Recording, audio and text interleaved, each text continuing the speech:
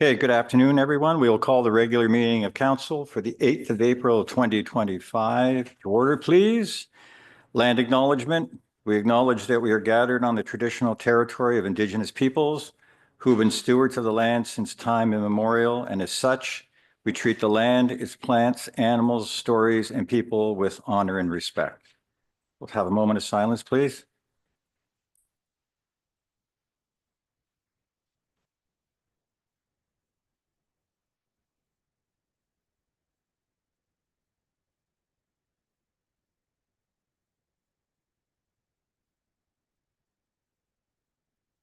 Thank you.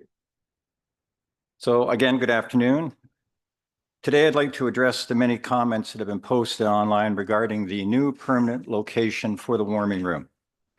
While the comments have been both positive and negative, I'm pleased with the dialogue and the intention it brings to the homelessness issue that is not going away on its own. Warming rooms are the most basic step in the housing continuum and provide emergency shelter at best. Lower tier municipalities, such as the town of Bancroft, receive no funding, and the responsibility for housing and social services is assigned to the upper levels of government.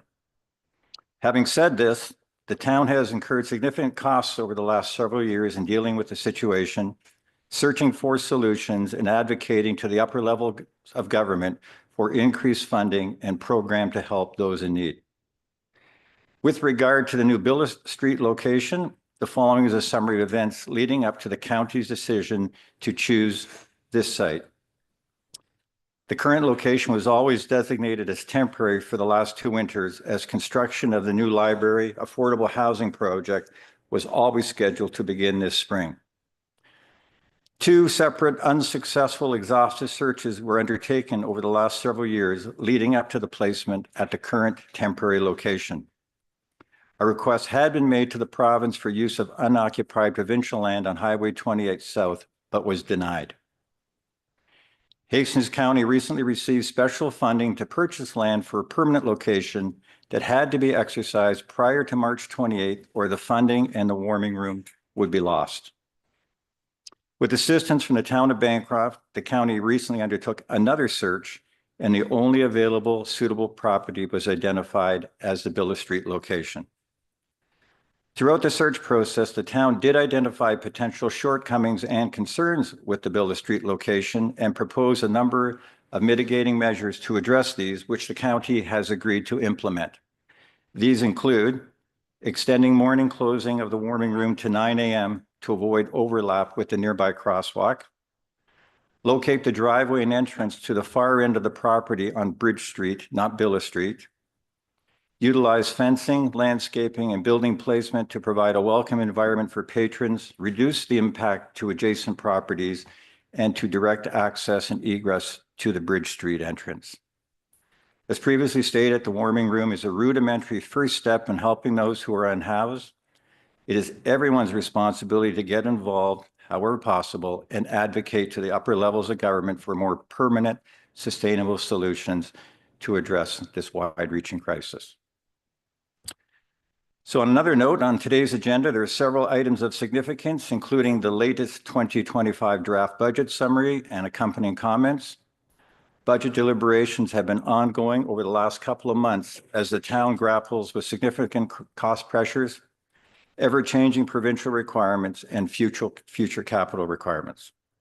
A special public meeting is scheduled for Wednesday, April 23rd at 3:30 to present the final budget and discuss other issues and opportunities within the town. Thank you.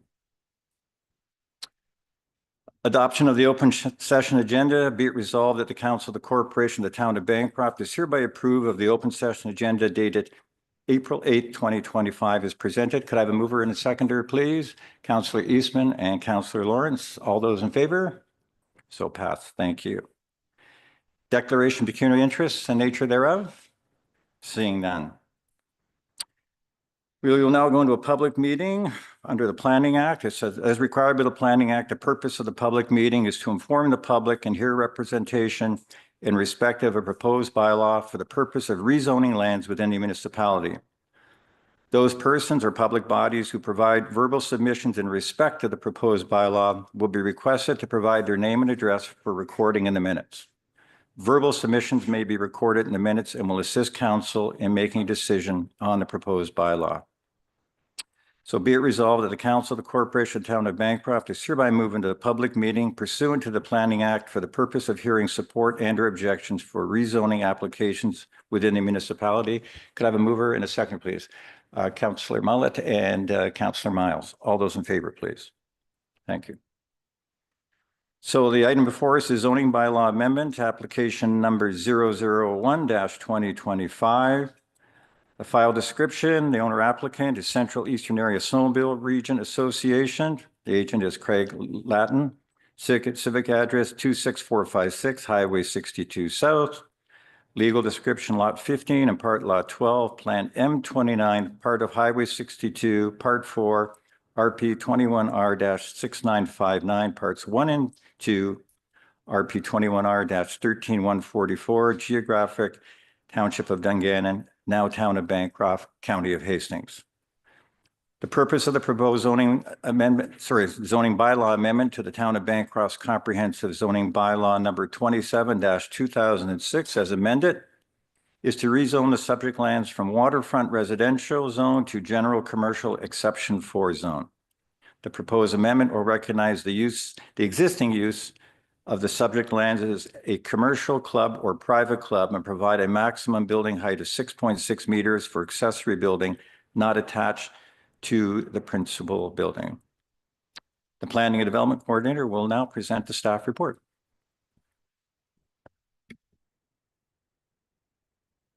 Good afternoon, Your Worship, members of council. The town has received a complete zoning bylaw amendment application for lands municipally known as 26456 Highway 62 South to rezone from waterfront residential zone to general commercial exception 4 zone. The subject property is located on the east side of Highway 62 South in the hamlet of Lamab.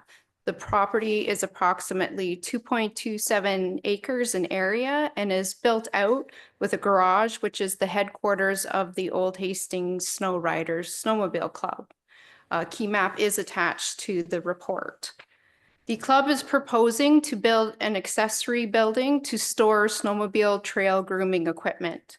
The proposed structure is approximately 230 square meters in area and is 6.6 meters in height. The proposed zoning bylaw amendment will facilitate the development of the subject lands. The property is currently zoned waterfront residential zone, which is a residential zone class. However, the existing use of the property is not residential. The property appears to be benefiting from a non-conforming use as a commercial club or a private club. The proposed rezoning to general commercial exception 4 will recognize the historical use of the property and bring it into compliance with the town's comprehensive zoning bylaw. In addition, the amendment will provide relief from the maximum height for an accessory building not attached to the principal building from 5 meters to 6.6 meters.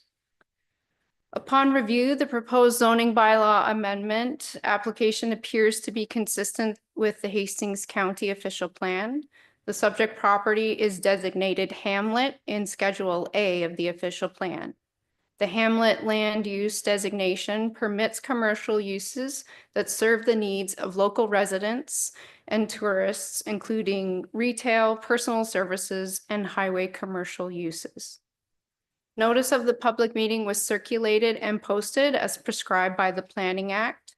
The County of Hastings planner provided comments offering no objections to the proposed zoning bylaw amendment. No written submissions in respect of the proposed amendment have been received from the public. The bylaw to amend the Town of Bancroft's comprehensive zoning bylaw number 27/2006 as amended has been drafted in support with the County of Hastings Planning and Development Department and is on today's agenda for consideration by council. The proposed zoning bylaw amendment appears to be consistent with the Planning Act and the County of Hastings official plan. Therefore, staff recommend that the proposed zoning bylaw amendment application to rezone the subject lands from waterfront residential to general commercial exception 4 be approved. And that concludes my report, Your Worship. Thank you. Any questions from any members of council? Okay, seeing none, and you've mentioned that you've received no written correspondence either for or against the proposed. And is there anyone online waiting to speak for or against to our knowledge? No. Okay, thank you. So at this time, we will adjourn from the public meeting. Be it resolved that the Council of the Corporation of Town of Bancroft is hereby adjourned from public meeting and reconvene the regular meeting of council. Could I have a mover and a seconder, please? Councillor Lawrence and Councillor Miles, all in favor, please. Thank you. Planning decision following public meeting. Zoning bylaw amendment application number 001-2025. Be it resolved that the Council of the Corporation of Town of Bancroft is hereby approved of zoning bylaw amendment application number 001-2025 to rezone lands legally described as Lot 15 and Part Lot 12, Plan M29, part of Highway 62, Part 4, RP 21R-6959, Parts 1 and 2, RP 21R 13144, Geographic Township of Dungannon, now Town of Bancroft, County of Hastings, municipally known as 26456, Highway 62 South, from waterfront residential zone to general commercial exception 4 zone. Could I have a mover and a seconder, please? Councillor Mullet and Councillor Eastman, all in favor, please. So passed. Thank you. Today we have a couple of delegations. We're just going to reverse the order. First, we're going to have Tim Porter from Tweed and Company come to the podium. You've never been at a podium, have you? Never in my life. Okay. That makes the mic wide. Okay, great. You don't talking words, push the button. Okay, thank you. I'll never push the button. Good afternoon, and thank you for welcoming me today to give an update on the Village Playhouse and all things Tweed and Company Theatre. First off, I would like to take you through some of our accomplishments from the past year. We hosted our biggest season yet with 5 major productions and more concerts and events than ever before. We continued to make capital improvements at all 3 of our venues, most notably a major renovation and addition at the Marble Arts Centre in Tweed, but also enhancements to the dressing rooms and backstage area here at the Playhouse, and securing funding for new curtains and upgraded lighting equipment at the Playhouse, which we are very excited about. We produced the Ontario premiere of Dear Rita, as well as the world premiere of 2 new shows, A Night at the Grand Ghoul Opry and A Christmas Carol. We reached further than ever before, with Dear Rita traveling to Newfoundland for a week of performances with Tara Bruce, and Million Dollar Quartet heading to Whitby for a week of performances with Dream Co Entertainment. We offered more opportunities for local artists than ever before, including countless roles in Anne of Green Gables, Young Company opportunities in A Christmas Carol and Frozen Jr., and the return of the 24-hour theater project. We also continue to offer subsidized rentals to other local charities and community groups, including the United Way, 100+ Women Who Care, Community Integration, the Canadian Peace Museum, Home Again, and countless others. We continue to be the leaders of accessible live theater in the province, making major improvements to physical barriers at our venues and hosting more ASL interpreted and relaxed performances than ever before. And we continue to enhance our technical equipment and improve both the sound and lighting of all of our presentations. Now on to the tourism and economic development front. With a $1.5 million budget in 2024, Tweed and Company Theatre has grown to be the 17th largest theatre in the province. That's out of 48 professional theatre companies, and one of the largest registered charities in Hastings County. Budgetarily, we are now in the top 100 out of 100 charities in the county, and we are by far the largest arts and culture organization, and arguably the largest year-round tourism driver in the region. Our ticket sales grew another 50% over the previous season, and we welcomed over 20,000 patrons into the region in 2024. 46% of this audience was tourism-based. People often don't realize the significant number of tourists attending the shows, injecting close to $2 million in unique tourist spending into our communities. Our overall audience spending was close to $3 million in Hastings County. It's well documented that arts and culture tourists spend up to 3 times more than other sectors. With our massive construction project at the MAC, we also directly invested close to $1 million in Hastings County businesses. We hosted several big-name artists that were big gets for the region and performed exclusively at our venues in Hastings County, including the Downchild Blues Band, Elliot Brood, Dan Mangan, the Outer Bridges, and more. Both the Marble Arts Centre and the Bancroft Village Playhouse are now year-round venues, providing valuable shoulder season tourism to support our downtown cores. Our website hits once again grew astronomically to 114,998 unique visits compared with 91,573 in 2023. And we continue to grow our social media followings, now boasting over 7,500 followers on our Facebook profile and 2,200 on our Instagram. Our mailing list also grew 21.8% last year and is now over 5,000 subscribers. Last season, we produced our first theater magazine, over 10,000 copies of which were distributed to patrons, local businesses, and provincial tourism information centers. These included 2 pages provided by Hastings County staff on what to do in the region. We also increased our reach with ads on Global Durham, Kingston, and Peterborough, increased our radio spends into the Durham region, advertised in the Grapevine magazine, which goes out in the Globe and Mail, and on the en route electronic signs. Tweed Company is quickly becoming one of the most awarded theater companies in the province, taking home several major accolades this past year over the province's biggest venues. We were honored to receive 8 Broadway World Awards, once again named a top 100 festival event in the province, which we are proud to share with the Rockhound Jamboree. I think there's only 3 of us in the whole tourism region. Attractions Ontario #1 performing arts venue. We received 3 Belleville Community Votes wins, and the list goes on. And in 2024, Entertain This Thought, a prominent Ontario theatre review blog, named our production of Dear Rita their favorite concert presentation of the year, and that is again for the whole province. We were also nominated for 3 Madoc Chamber Awards and are currently nominated for a Bancroft Chamber Award. I was also personally honored to be nominated for a Premier's Award of Ontario, but I lost to George Strombolopoulos, oh well, next time, and was the recent proud recipient of the King Charles III Medal for my work with the company. Our Young Company program continues to thrive, and the success of the program and personal growth of the participants is a jewel in our crown. This season saw our highest participation yet in our youth programs, with several camps and classes being over capacity and more programs on offer than ever before. This included the return of popular camps during March break in both communities, summer youth and teen camps in Bancroft, and additional after-school programs in both locations. I've been substitute teaching the classes this week, and let me tell you, they are enthusiastic. They are quite a fun little group. We also featured local youth in 2 of our main stage shows, Anne of Green Gables and A Christmas Carol. It's very exciting to have so many young people in our community so engaged in arts and culture. It was over 100 youth participated in the theater camps last year here in Bancroft alone. It's very exciting. In 2024, we awarded the first Joel McMeekin Memorial Scholarship to youth in both of our communities pursuing an education in the arts. This scholarship fund continues to grow and will be awarded annually. Spring classes are in full swing, and registration is now open for a full slate of summer camps, including additional camps in both communities to meet demand. As noted, our 2025 season is our biggest yet and is already boasting our strongest sales, outpacing 2024 significantly. In addition to our major productions, our musical productions, Tweed & Company will continue hosting concerts, comedy nights, film events, and other exciting new one-night-only presentations, as well as partnerships with other local groups and organizations, rentals, fundraisers, and more.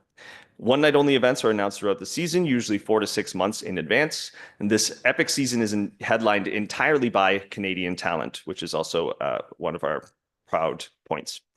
And for our major summer musicals, first up, we have our Tweed & Company Theatre presentation of Ban Hats Theatre's Alice in Wonderland from July 2nd to 20th.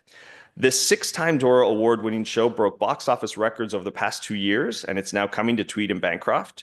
Featuring a stunning original score, inventive staging, and a cast of Canada's top talent, the Toronto Star says this Alice in Wonderland is nothing short of a delight and gave it 4 out of 4 stars. Recommended for all ages, we're very proud to be hosting that show alongside Yes Theatre in Sudbury and the Capitol Theatre in Port Hope, 2 of Ontario's other largest theatre companies. Then in August, join us for the captivating true story of an international musical sensation, Jersey Boys, the story of Frankie Valli and the Four Seasons, August 6th to 24th. Jersey Boys is the Tony and Grammy award-winning blockbuster that tells the true story of the iconic Frankie Valli and the Four Seasons. Jersey Boys will have you humming all the way home. Then for the Halloween season, experience the cult classic like you've never seen it before, Richard O'Brien's The Rocky Horror Show, October 22nd to November 1st. Let's do the time warp again as sweethearts Brad and Janet, stuck with a flat tire during a storm, discover the eerie mansion of Dr. Frankenfurter. Then this holiday season, join us for an original musical pantomime retelling of a classic tale. Don't miss Hook, a new family musical, December 3rd to 20th, 2025. In the grand British tradition, where audiences cheer the hero and boo the villain, Hook shifts the focus of the timeless classic Peter Pan to focus on our anti-hero, the one and only Captain Hook. The town of Bancroft has been a true champion of arts and culture and a major supporter of everything we have been doing. So thank you all so much. The support does not go unnoticed and is greatly appreciated. We do hope you'll join us for some amazing performances this season and come on out and support the Playhouse this Friday at our annual fundraising gala, featuring a performance by the Undercovers, a past cocktail dinner from the Granite Restaurant, online auction with 30 items for bid from over 30 local amazing businesses, tastings with our new wine partner, Trainer Family Vineyard, who are in the county. We're very excited to have them on board this year, and lots more fun, excitement, and mingling. We hope to see you there. Thank you again. Thank you, Tim. Any comments from Councillor Miles? Thank you. I mentioned this one time before. This is a plug for something that happened locally that I keep expecting to see show up at the Playhouse with the TIFF run. Can you guys bring the Manhattan Project here? It was filmed here. It was filmed up on a little lake, a little north of Maynooth. They did a whole bunch of filming in Maynooth. It includes a whole bunch of local voices and people from around here. It ran at TIFF about 4 years ago, 5 years ago, maybe. Can you guys see if you have a way to get Manhattan Project here? Yep, I'll shoot them a message. Thank you. Did it play here ever or no? Nope. No, fascinating. Yeah, would love to. Anyone else? Oh, I'll remember. I have it on my list somewhere. Yeah.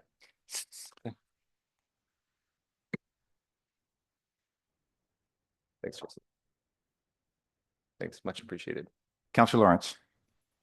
You guys do amazing things with very little money, Yes. which follows through to our budgeting process, I guess. But I'd like anybody listening to consider billeting actors. Their housing budget is basically zero, and the requirements are very few. So, and they're great people to meet and experience. And you get all the hot theater gossip too. Which you don't share. No. Yeah, Kevin makes a good point. Although the budget looks impressive, it's a big number lately, 1.5 million. We hired over 100 contract artists last year. We have a staff that fluctuates between 5 and 12 people. While we have summer students, et cetera, throughout the year. It is a very expensive endeavor, especially with 3 venues and all of those things. And we could not do it without the support, both sponsors, donors, the municipality. So to echo some of the comments made here, it's truly world-class theater. It's very professional. The economic spin-offs are very evident, when you look around when the theater is on, et cetera. So you guys do a great job.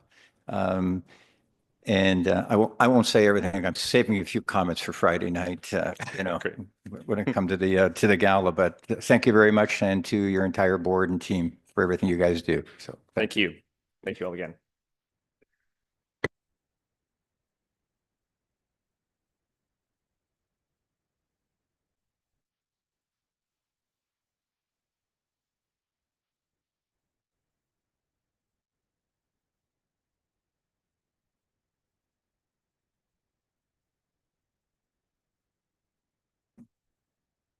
So be it resolved, the Council of the Corporation of the Town of Bancroft has hereby received the presentation from Tweed and Company as presented. Could I have a mover and a seconder, please? Councillor Lawrence, Councillor Miles, all in favor, please.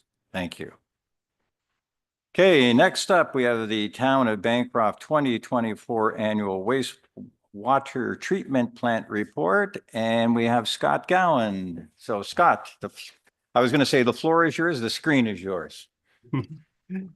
Good afternoon, and thank you very much. As mentioned, I'm here to do a review of the 2024 annual water and wastewater reports for Bancroft there. Ashley Gear, my coworker, was planning on joining remotely as well, but she has ran into some power outage issues, I guess. So I'm gonna fly solo on this one, but if there's any questions I can't answer, because I am a little bit new to the area. She's happy to answer them by email afterwards. So I guess I just want to check, can you guys see my presentation or yes, okay, good. Okay. I can't quite see it on my end, but I'll just flip through my We cannot see it on the screen. Oh, Would you oh, like okay. to share it? Okay, yeah, I guess I wasn't sure if I was to share it or if it would be shared, so sorry about that. But yeah, if I have sharing abilities, I can certainly do that too.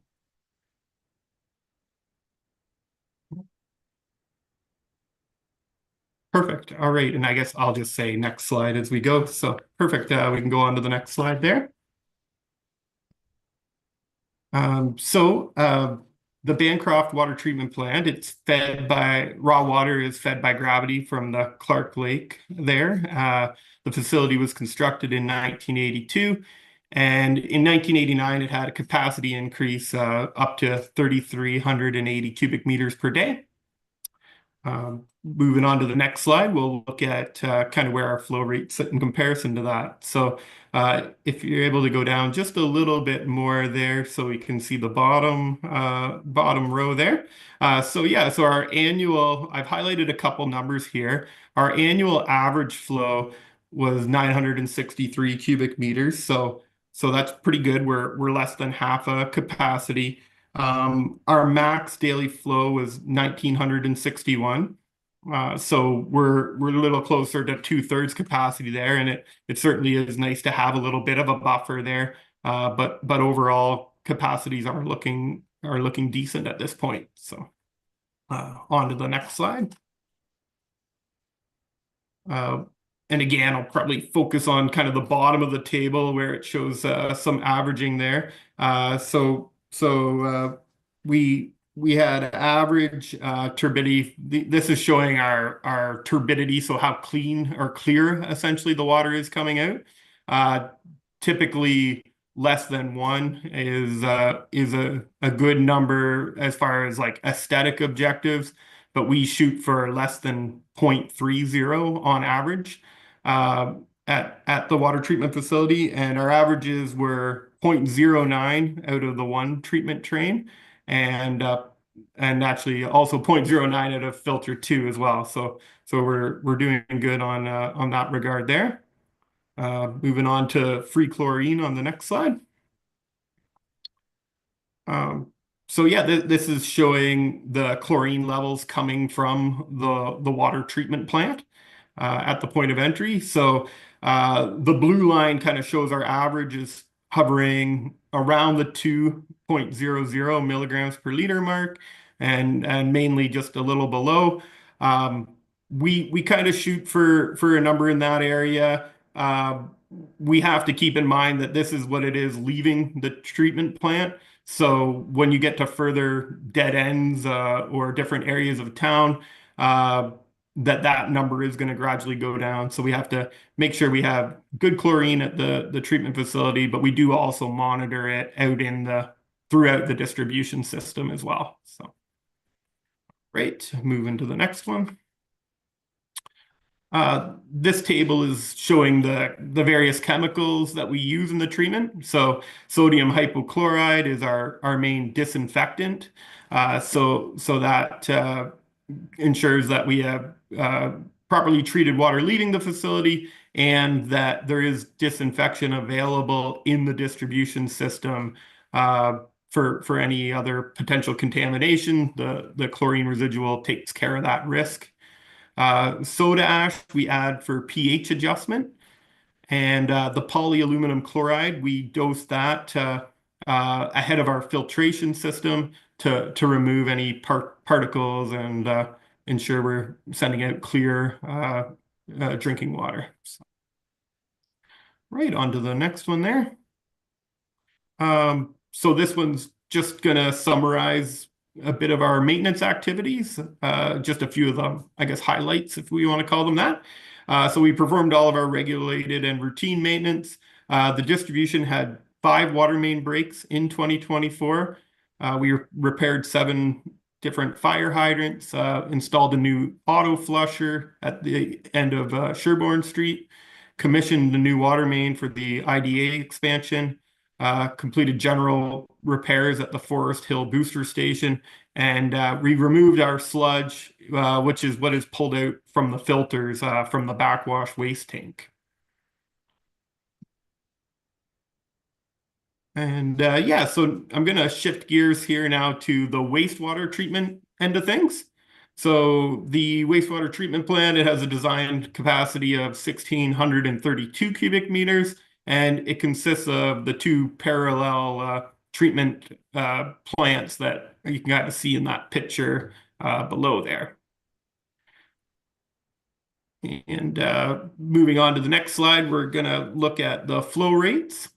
So our average influent flow on the wastewater treatment side was about 63% of design capacity. So that's pretty good. As you get closer and closer to 80% capacity, you tend to look at expansion or re-rating. So we have done some initial looking at that just to be ready should there be an increase in capacity. The peak flow rates did exceed the capacity. However, that's not uncommon for wastewater collection systems. We do see some large seasonal fluctuations in essentially every wastewater treatment plant that I'm involved in, which is about 8, I would say, and almost all of them see some type of increase in the spring melt or the wet weather. So. Great. So yeah, we'll move to the effluent performance. So yeah, we like I said, the average effluent flow was about 876 cubic meters.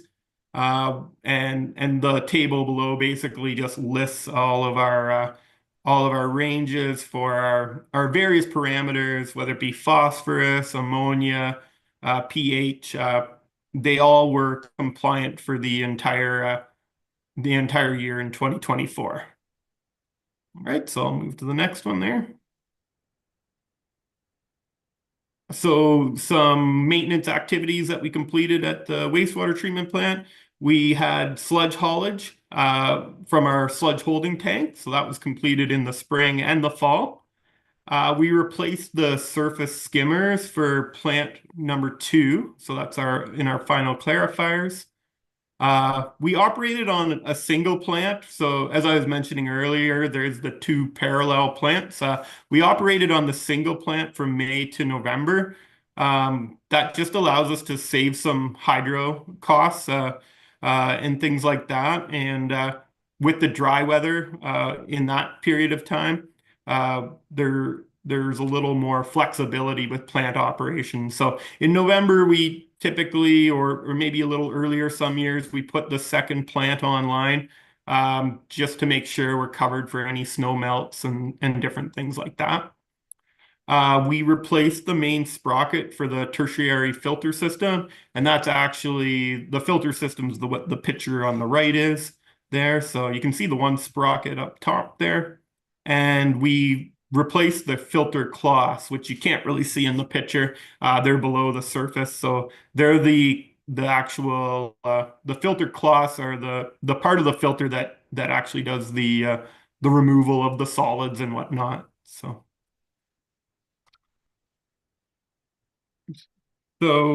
yeah, it's a bit of a shorter presentation today. But I know you have the full reports and access to them. So yeah, feel free to ask me any questions or send along questions afterward. Thank you, Scott. Councillor Eastman, you have a question. Lots of data there. You just summarize again where we're at.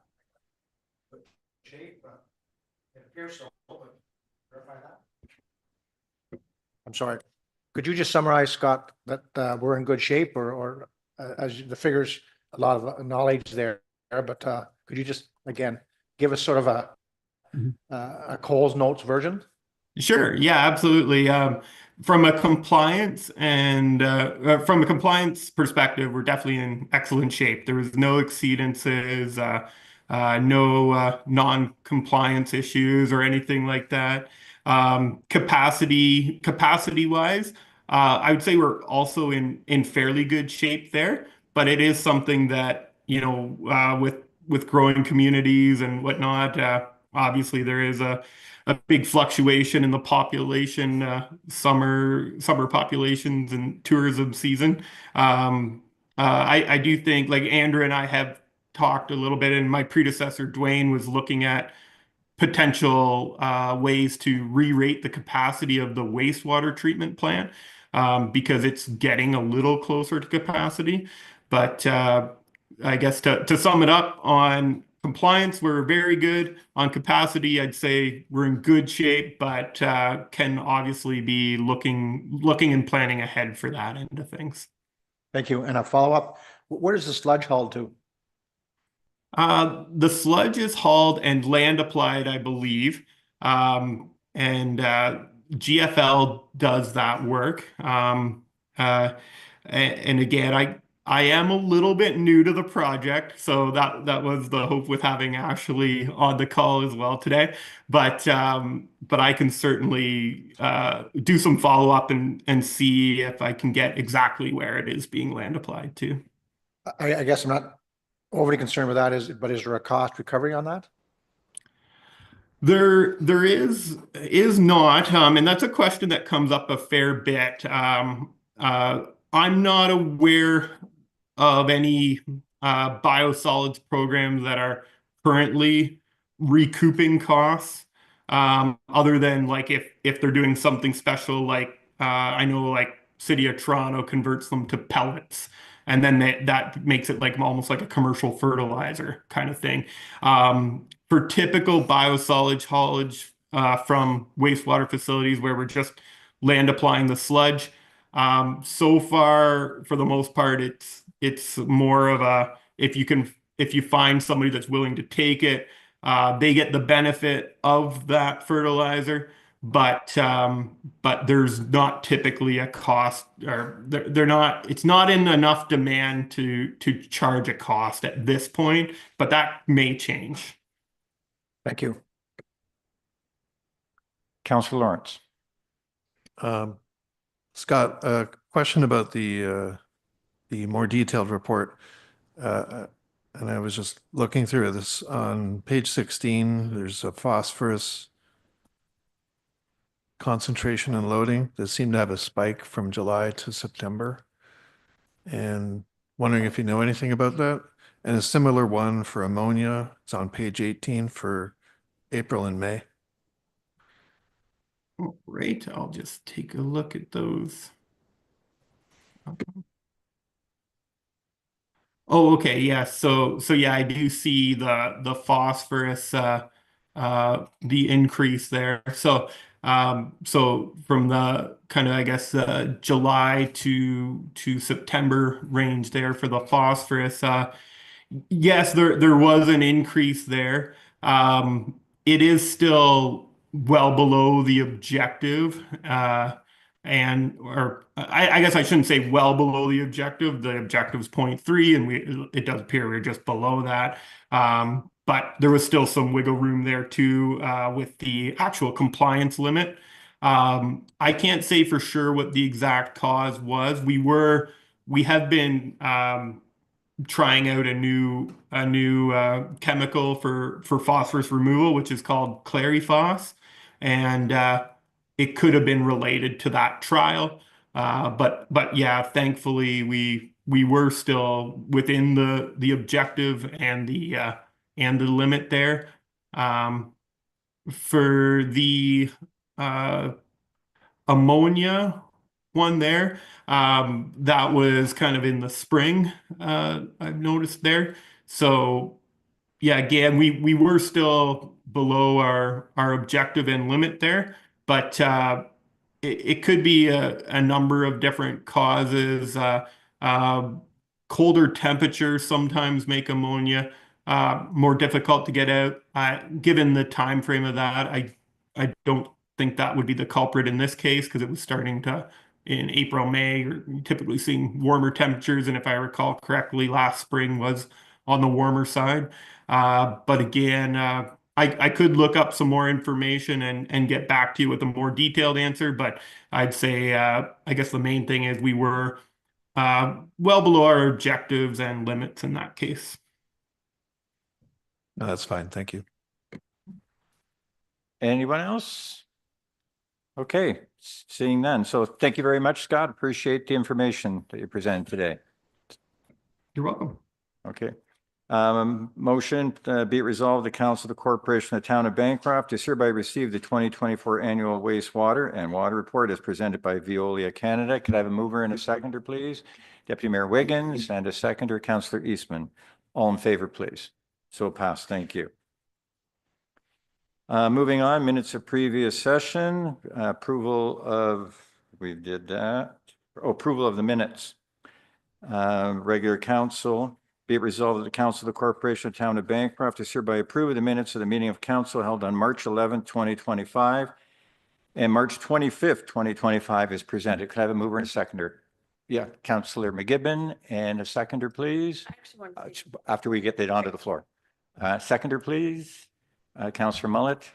Yes, Councillor McGibbon. I know that you had had mentioned in your opening remarks regarding it would be pulling. Sorry, Martin. It's just pulling the minutes from the March 11th, 2025. Could you pull your mic down a little? Oh, sorry. Yep, That's I can. thanks. Sorry, I got to go back to my notes now. I had talked to some community members and I just wanted to pull out the section. It would be, where is it now? The warming center. It's in the consent agenda item. I think it's number 13 or not. Whatever, that's Warming fine. Center. Anyways, yes, you had touched on it in your opening remarks, and I just wanted to touch on it again. I think the big thing, I got a lot of text messages, a lot of phone calls, and the big thing, people were really worried about the safety aspect of it there, and I get it. And I did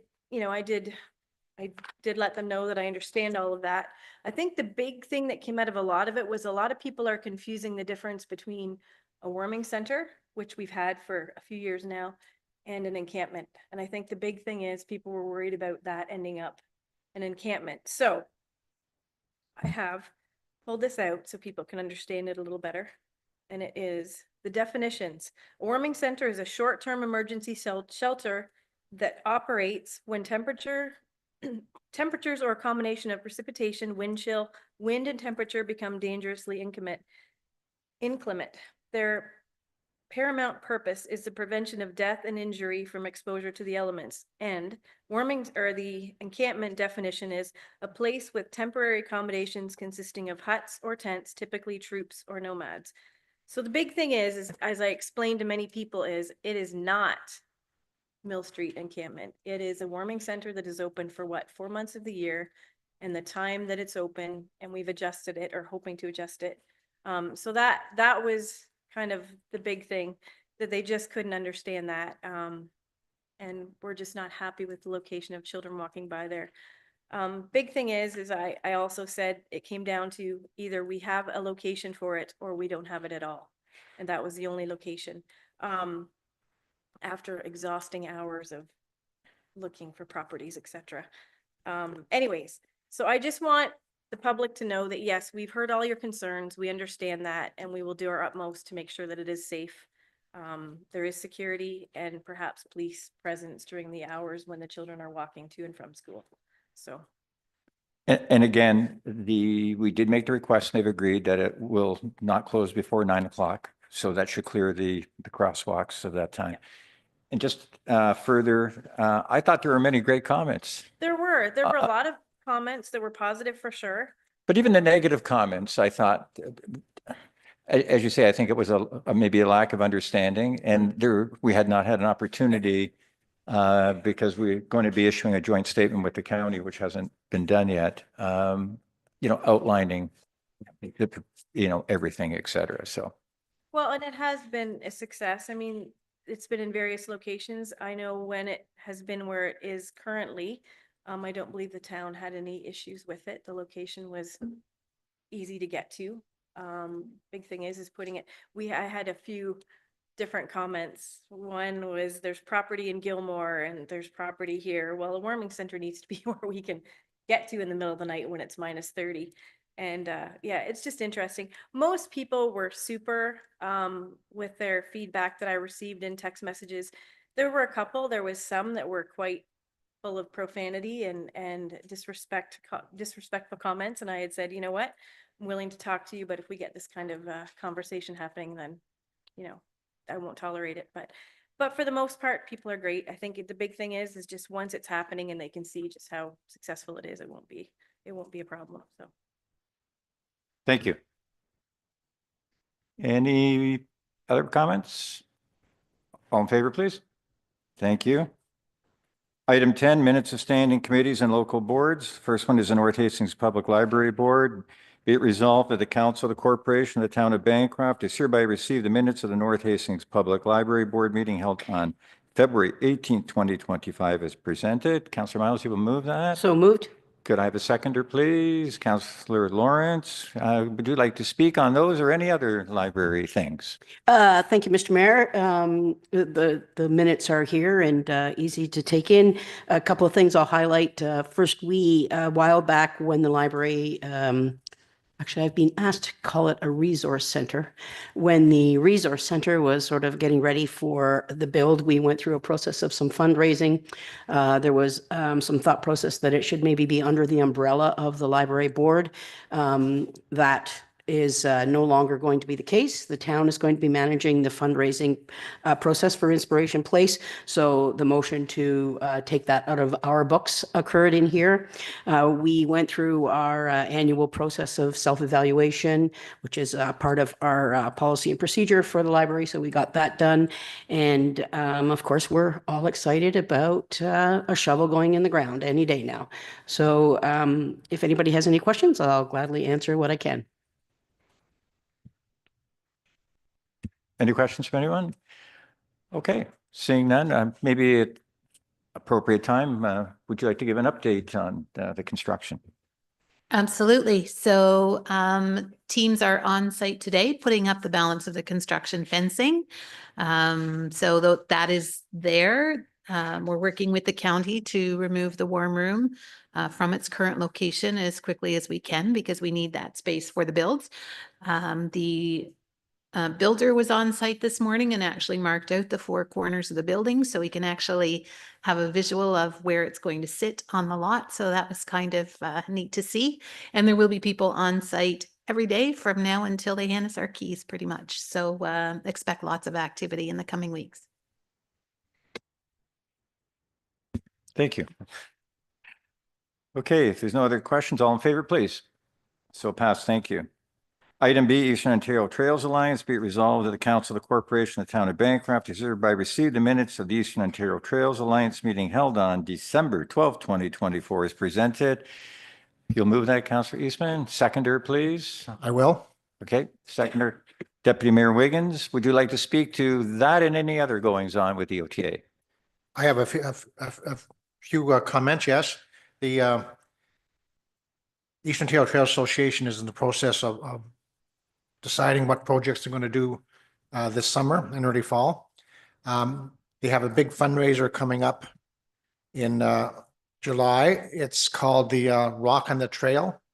And they've got a hold of Jason McCoy. He's going to have a concert, as well as in the afternoon, there's going to be a huge off-road or I guess 4x4 ride, and I think it's 30 some miles towards. It's in the middle of Senator Hastings is where it is, but there's a lot of people have signed up for it. So some exciting things going on. We have a meeting coming up on Thursday, which should decide on more what we're going to be doing this coming year. So it's unfortunate that we're almost a meeting ahead type of thing, but anyway, the minutes again were sort of self-explanatory. So I can answer any questions if anybody has any. Any questions for Councillor Eastman? Seeing none, all in favor, please. Thank you. Okay. Item 11, unfinished business, there is none. Item 12, business. The first item A, waive fee request, Birds Creek Minor Ball. Two resolutions before us. The first one is be it resolved that the Council of the Corporation of Town of Bancroft does hereby receive Birds Creek Minor Ball's permit for use of the ball diamonds and soccer fields, request to waive the charges associated with the permit for discussion purposes. Could I have a mover and a seconder on that, please? Moved by Councillor Mullet and seconded by Councillor Lawrence. Does somebody in staff want to chat? So this is an annual request that the town receives from Birds Creek Minor Ball. Their total request is for $3,500 to waive the fees for the rental permit for 2025. In the past, the town has approved, in 2024, they approved a waiver of $1,000. 2023, there was a waiver of $1,695, and 2022, there was a fee waiver of $565. Staff are recommending that there's the fee be waived at $1,000 to be comparable to the 2024 fee waiver. Thank you. Councillor McGibbon. If I may ask Pat a question. What kind of time, I know we talked about this before, but I forget the numbers. What kind of time do we have tied up in our ball fields, like in terms of staff for the season? Excuse me, Pat, would you come up to the microphone, please? Sorry. Catch it up, guard. Push the button. So we spend probably at each site, we cut the grass twice a week at the ball diamond so that the turf is down to the playing level. So you're looking at probably 2-3 hours a week at each site there for that there. Grading and maintenance, ongoing trash and litter pickup is kind of what we have in there. There's a kind of a day in the spring to go and do your initial safety checks after the spring thaw and whatnot to get everything prepped and ready to go. Lamab, we have to put up the big black net so that we don't smash the windows out of the rec center with fly balls and whatnot. So there's that sort of component to it there. So probably a day in the spring, day in the fall for heavy maintenance. So. But it happens on a regular basis anyway, so it's not like we're doing it just for the Birds Creek. We cut the grass everywhere on all town properties at least once a week.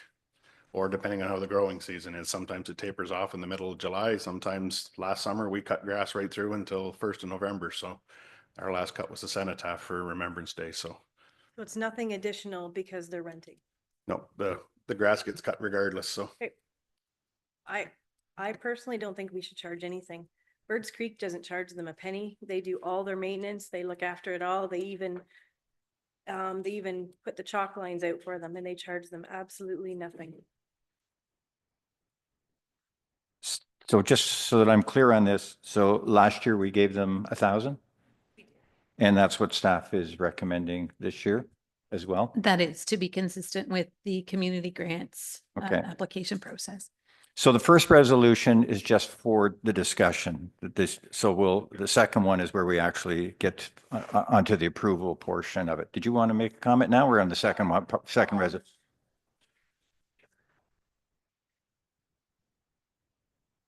For the full season, $500 for the night for the full season.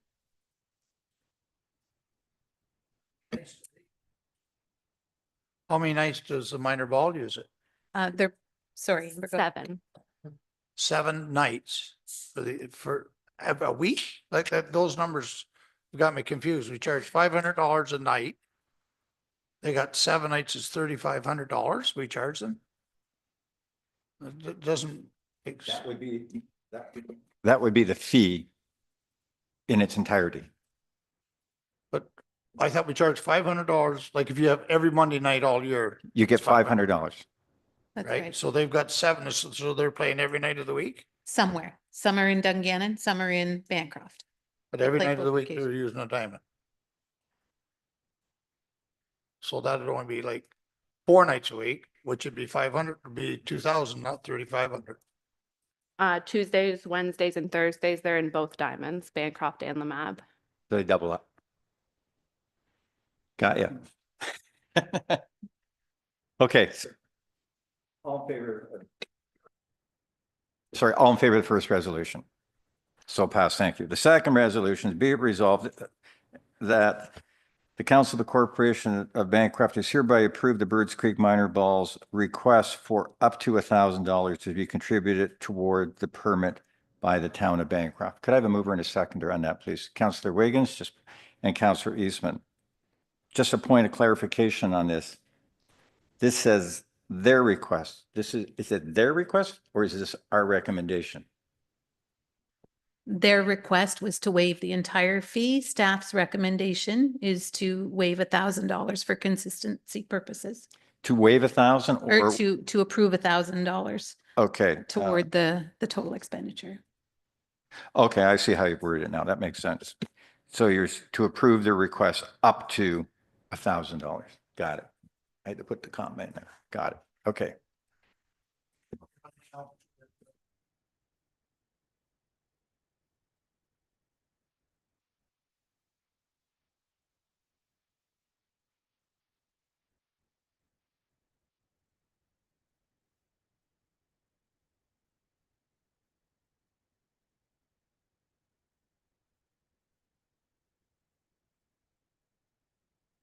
I think that where part of this comes down to is just our general policy of user fees, and that then if we start doing 100% for this one, we have to go back and look at doing 100% for so many others. So I remember this discussion vividly last year, and this was the same discussion that we had last year is that then we have to start looking at waiving all sorts of other fees, and keeping up our infrastructure is expensive. Councillor McGibbon.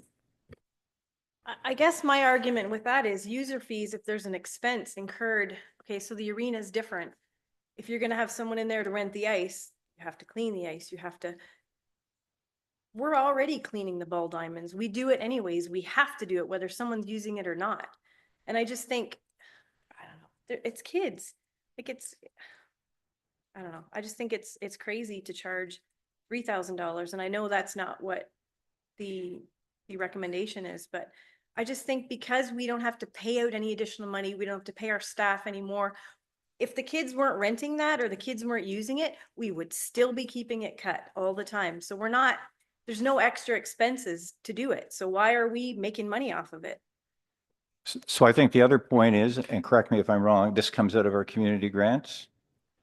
Does it have to come out of our community? Well, that's where it's always come out of. So if you are, right now it's budgeted at 1,000. If you budget up 3,500, then we're going to have to knock others out of the community grant scenario. So just the way it's been divided up over the years. Can that not be changed? Can this not be something we can change and not have it come out of the community grant? Again, it comes down to coming up with money when we're already in an extremely tight budget process. But, yeah. Question I have is it says up to 1,000. Was there? Yes, so they've tentatively booked 7 nights, but until their registration is closed and they confirm the number of teams, they may only end up with 5 nights, and it might be a $2,500 total rental for the year. So we've just said that we'll go up to 1,000. If they end up with nobody wanting to play baseball this year and their total rental costs are $700, then we're obviously not going to approve 1,000. We would only approve up to that maximum amount. So it would be a percentage of their total bill. In other words, roughly a third. No, it's Up to 1,000.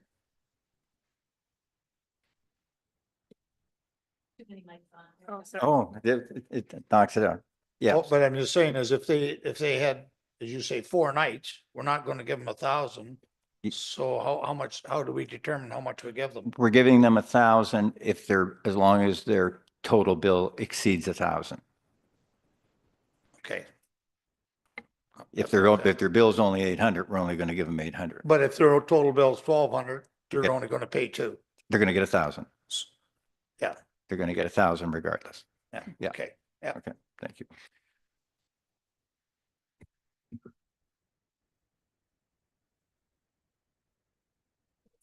It's not money.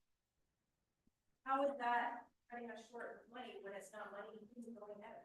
It's not money coming in. speaker, so no one caught that publicly, but anyways. Yeah, okay, maybe I can say it better this time. I guess what I'm trying to say is that it's not money going out of our pockets. It's in kind, but it's not even like we've shown up and done something that we don't normally do. We're doing it on a regular basis, whether anybody's using that ball field or not. And it's keeping kids busy. We're not incurring an expense to do it. Do I make any sense? Does anybody get what I'm saying, or am I totally off my rocker yet again? Well, there is a theoretical side to that, but we still have fixed costs. You know, you have labor, staff, equipment, et cetera. So your point is that we'd have it regardless, you know. But again, if over time nobody was using facilities, we'd figure out a way to cut all those things back. So you built a team, et cetera, to handle this. So it's always been part of the cost recovery model, you know, to do this. So I'll let Andra comment.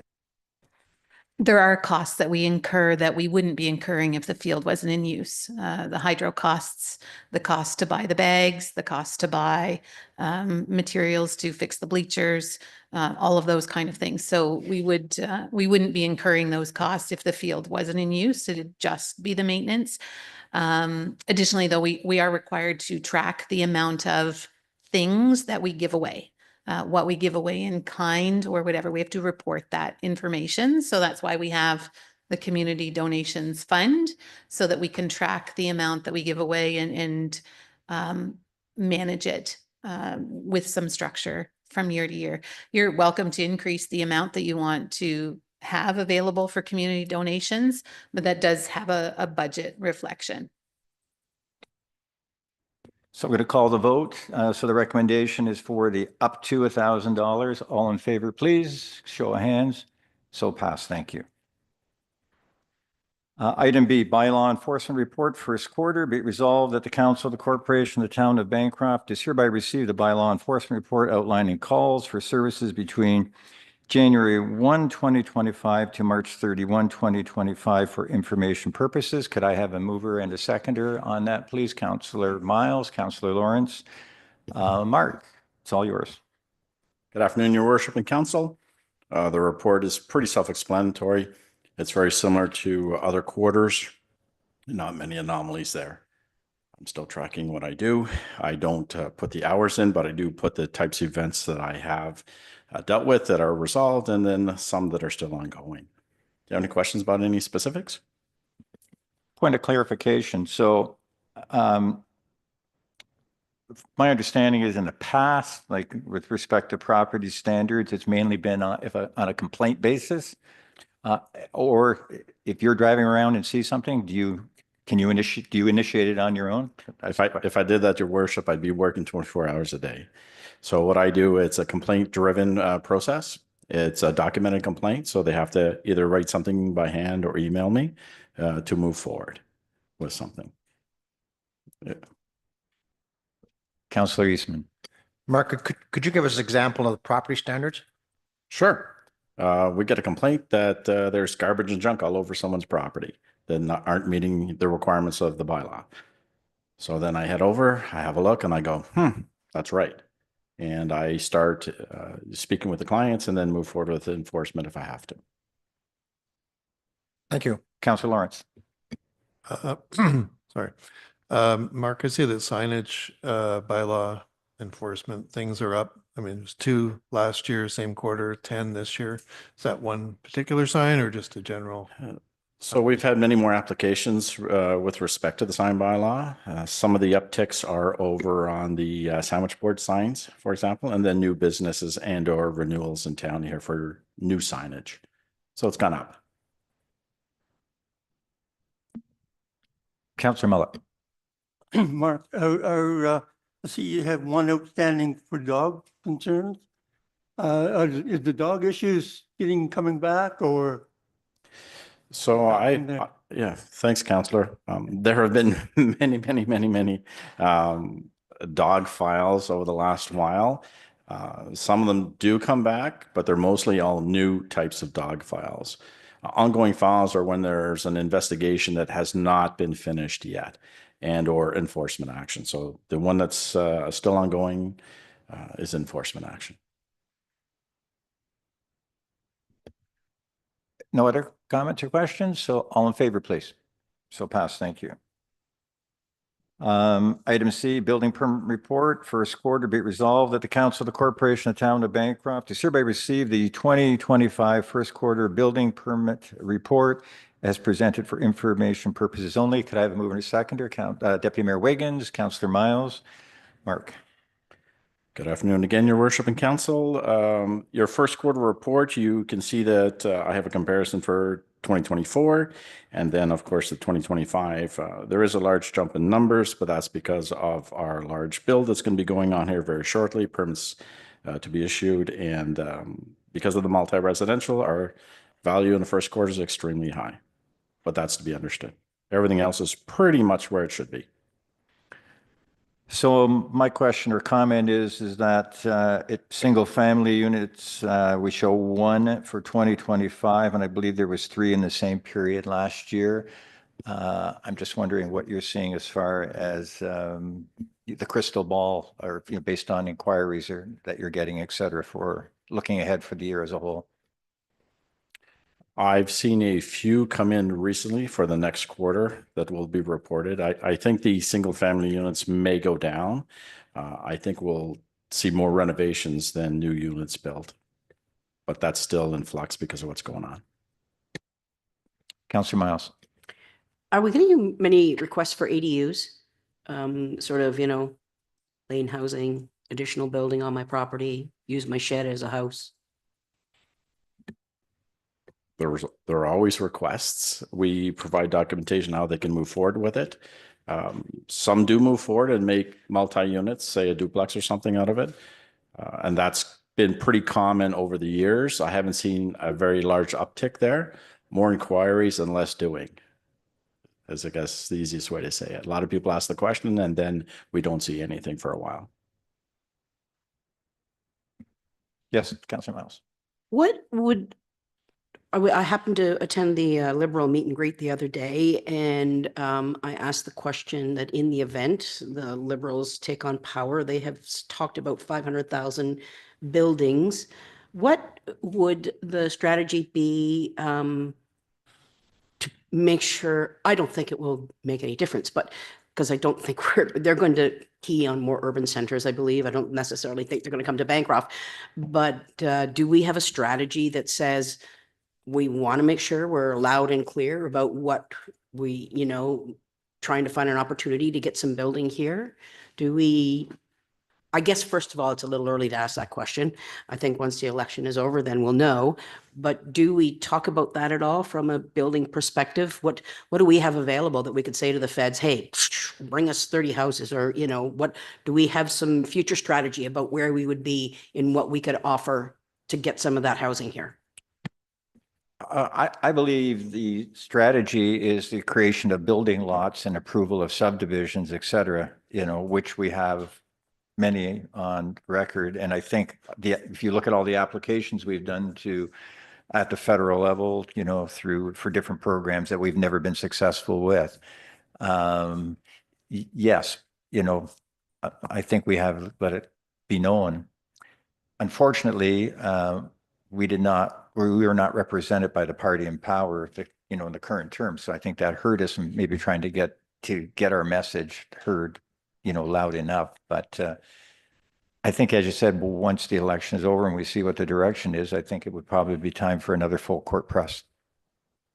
Yeah, that being said, Mr. Mayor, I think, election over, depending on who's landing there, they know they're going to do something with housing. I'd love to see the town send something directly to our representative at that time and, laying out all the work we've done in terms of how we are prepared to grow and what our studies show. And, but it is too early, but post-election, I will take a step forward to sort of put something on the floor that says we need to make sure they're aware of us. Thank you. Thank you. Any other comments or questions?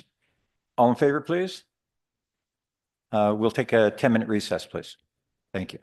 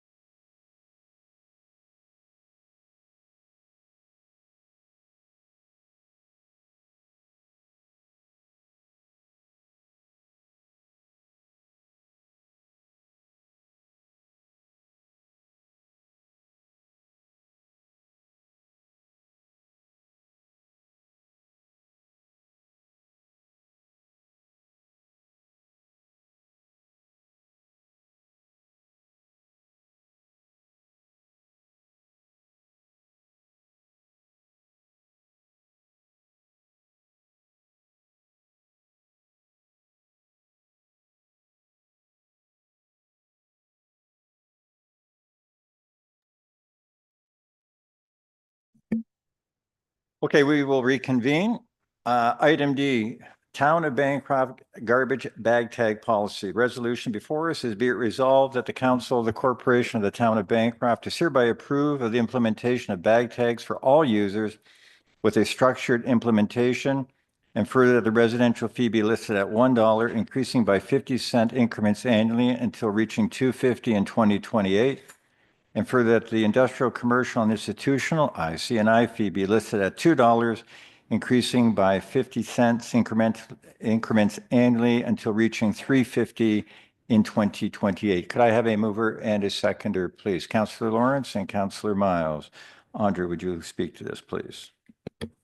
I will. So over the last couple of months, since we first brought this proposal forward, staff have been working on a bag tag policy as well as a bylaw to support the implementation of bag tags. We had preliminary approval in principle of the policy before you today with a request to follow up on 2 clarification items. One of those was regarding the provision of free tags and how that would be managed. Our proposal recommends that we don't offer free tags. It is extremely difficult to manage that, to make sure that tags are where they're supposed to be. So we're proposing that there be no free tags. The other part that we were to come back to you with was with regard to a proposal of how folks would be able to access tags. So they would be available for purchase at the office during regular business hours.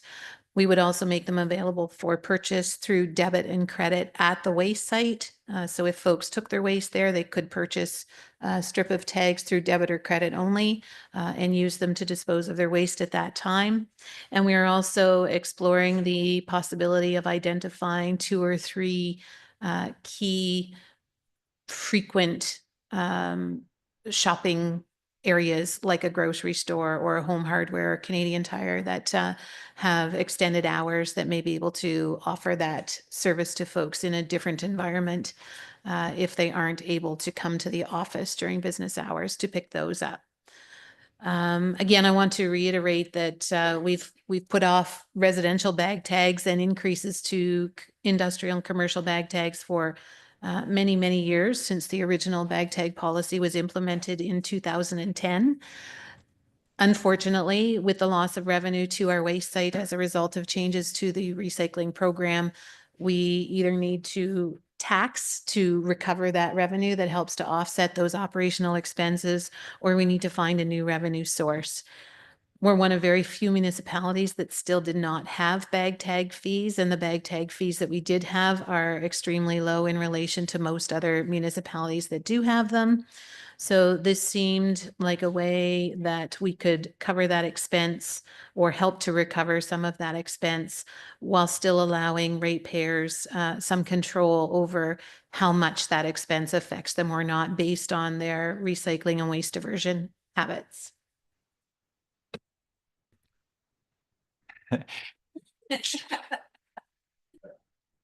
Any comments or questions?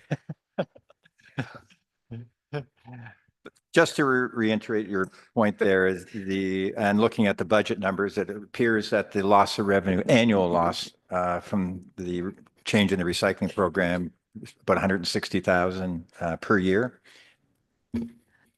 About 70,000 this year and an additional 100 and change next year. So over 200,000 in total. Okay.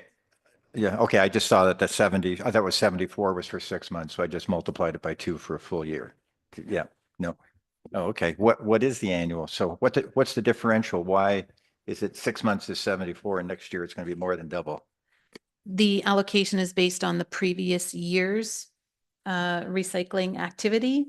So the 74,000 that we're getting is based on our 23 activity. Our 24 activity resulted in a higher entitlement, for lack of a better phrase. So that's the differential that we'll pick So the up. data call was much higher. 25. That's right. Okay. So it is actually going to be almost $200,000 revenue loss. Okay. For a program that was supposed to save money. That's okay. Thank you. All in favor, please. Oh, sorry. I might have a question. Yeah, go ahead. Thanks for that, Mayor. A couple of questions, needless to say, I have on it. start date, if we implement this, when will we be into the starting date for the first thing? And I totally agree. If we're going to get into tags, there's no free ones. Everybody pays. 4.4 on your report. I have a question with it too. It says, waste without appropriate Bancroft garbage tags may be collected by town. However, the town is under no obligation. Why would we collect if they put it out with owner tags? If the tag is required, the tag's required. That's that question there. Okay, that's a couple for you to answer. So at this point, the earliest possible implementation date to do a proper public awareness and education campaign is probably September 1st. We had originally targeted July 1st when we brought this forward early in the new year, but we need time to get tags printed and to create all the accounting mechanisms. Every tag has to have a unique number, and we have to have a system where we can prove to the auditors that we've accounted for every tag. And so it will take some time to get those things in place. With regard to 4.4, we've left that there so that an operator has some discretion. So it's possible that someone may move into a house and not know that we have tags, and their first week there, they put out some garbage. So we're just leaving an operator with the discretion to pick something up that's particularly messy or particularly, unsightly, or to give someone the benefit of the doubt if they didn't know that there was a tag required once we're outside of that educational period. So it just allows discretion where discretion is appropriate. Councillor Millett. I've got a question on regarding ICNL. For instance, an apartment building, how was that looked at? Or church, that had. Yep. So apartment buildings are residential, not industrial commercial. So I guess it would be up to the landlord to decide if they were going to pay for tags and tag each bag separately, or if they were going to require their tenants to purchase tags and tag their bags. But they're still needing tags. They would still need tags. Under this proposal, everyone in the town of Bancroft would require garbage tags for disposal. Thank you. Councillor Miles. I have a question that has nothing to do with this motion. The recycle side of this, I'm no longer, as of July 1st, going to be able to drive into the dump with my recycle, correct? At this point, that is correct. The company that we mentioned that is going to be picking up the recycle, do we know what type of vessel they're using? So are they going to get off the truck and pick up the boxes? Or are we going to do they have machines that are going to pick up the big bins? We may not know the answer to this. We do not. We have not received any of that information from them to date. Okay. I do not have any boxes that are blue boxes. So I guess I'm just navigating what is, and I'm probably not the only person that does this. So I'm just trying to navigate what's going to happen next with the recycle. It has nothing to do with this, Mr. Mayor. Thank you for allowing me for my question. Hopefully we have more information shortly. So we have had a public education meeting with Circular Materials Ontario staff who are responsible for providing the promotional and educational materials to communities who are transitioning. So they are in the process of putting together some written guidelines and stuff that they will share with the community when they're ready to do so. Typically, they would put those in tax bills, but those went out in February, so they won't be in a tax bill. They are going to do some targeted mailings in our municipality because they missed tax bill inserts. They are preparing some social media campaigns. They'll run ads in the newspaper and purchase radio advertising campaigns as well, from my understanding. But they have not informed the town yet how it's going to work, so. Yes, we don't have those details. Yeah. Councillor, Deputy Mayor Waived. Yeah, one more question. I just, as this is a revenue stream coming in, I hope we'll have accurate accounting of the money that brings in tags and the costs, including staff time, et cetera, to operate it. Because I'd like to know the bottom line, what this is going to gain us.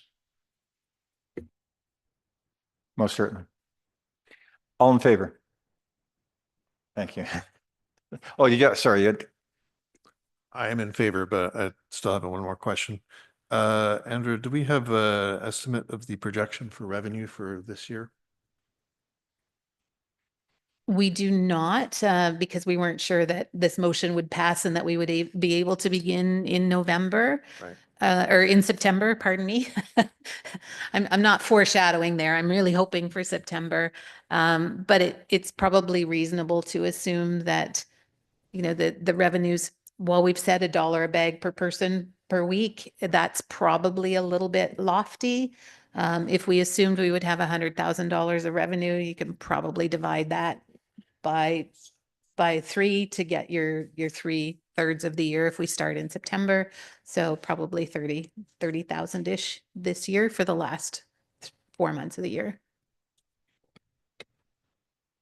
Councillor Eastman. Sorry, just one last question. We've discussed it before, but have we reconsidered going bi-weekly on the garbage pickup?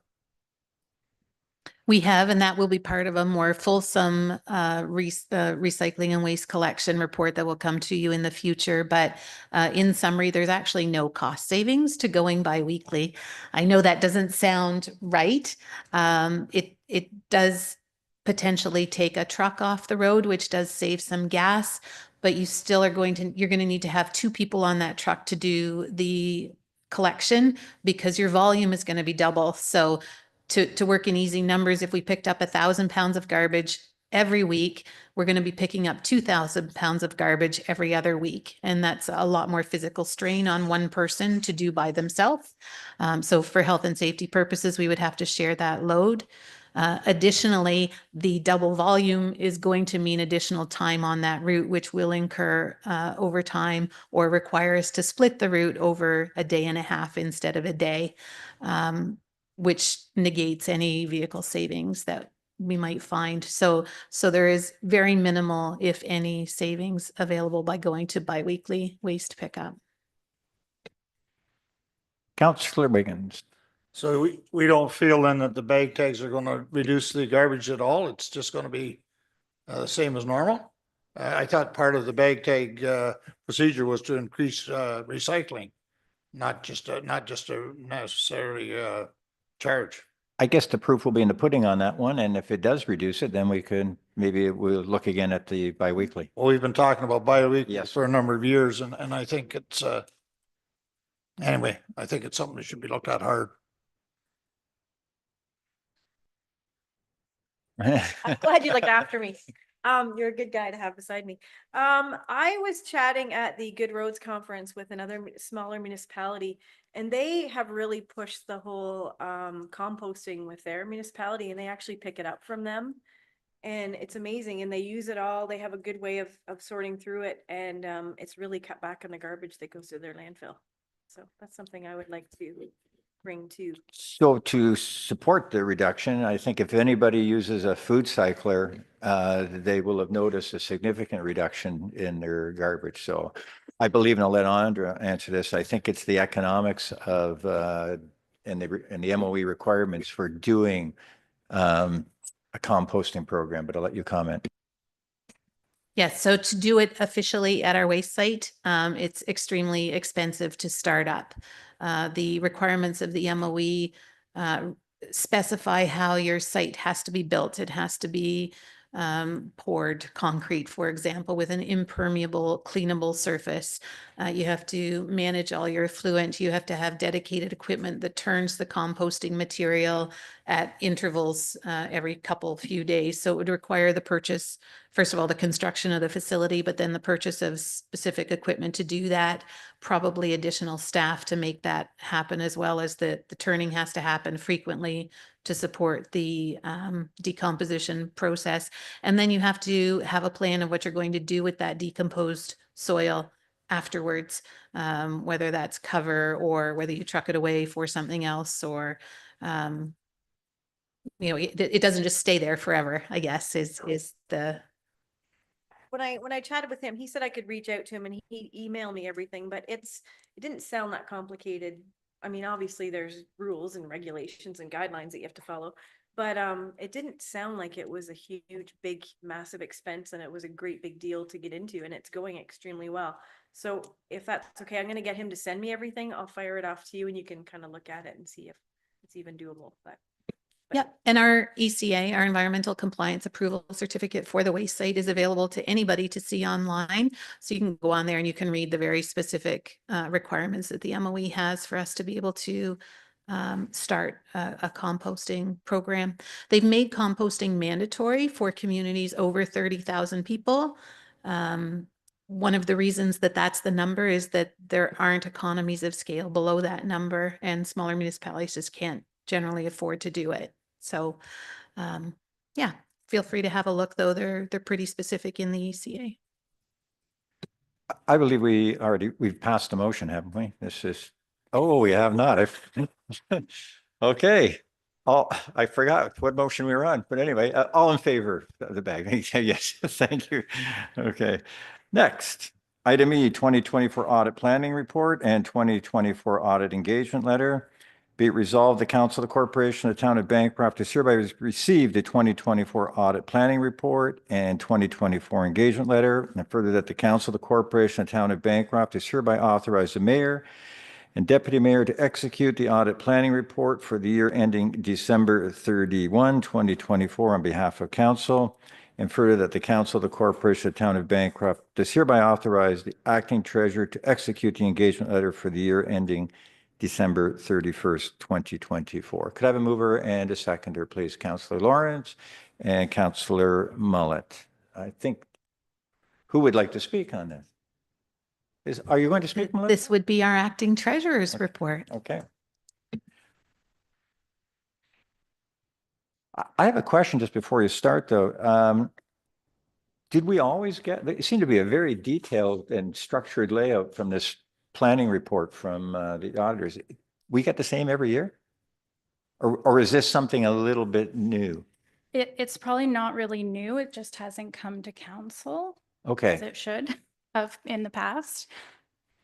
okay. Yeah. So Okay. it just kind of lays out our process as we work through the audit. We're still wrapping up 2023 in the same moment as we're dealing with 2024. And I understand we may have a timeline for the 2023 audit to be presented to council? I don't have an official date yet, but very soon. Very soon. I know. And I understand that 2024 is not that far behind that. No, we have been working for the last week and a half at getting them the information. So we have a few more things to submit for them to be working on, but they're working heavily on it. Last week was our official week where they had staff dedicated for our profile. I'm not sure how they refer to us. So we've been just letting the information go. We have a few things on our side just to finish up and submit, and then we should have more information soon with an official date. Thank you. Are there any questions for Melissa? Pretty straightforward. Okay, thank you very much. You'll see it again next year. Okay, thank you. All in favor? Thank you. Item F, internal financing of 2024 tandem truck. Be it resolved that the Council of the Corporation of the Town of Bancroft has hereby received a staff report regarding financing of the 2024 tandem truck purchase for information purposes. That's first resolution here. Can I have a mover and a seconder, please? Councillor Wiggins and Councillor Miles. We'll be discussing it in the next resolution, I believe. So we can just vote on that resolution. All in favor, please. The discussion will happen in the next resolution. Be resolved, the Council of the Corporation of the Town of Bancroft has hereby approve an internal loan in the amount of $231,146.21 for the purchase of a tandem truck to be financed by the Town of Bancroft as outlined in the internal loan terms and conditions dated April 8, 2025, attached as Appendix A to this report, and further the Council of the Corporation of the Town of Bancroft is hereby authorized that the appropriate bylaw be brought forward for council's consideration. Could I have a mover and a seconder, please? Councillor Mullet, Councillor Miles, and who is going to? Judge.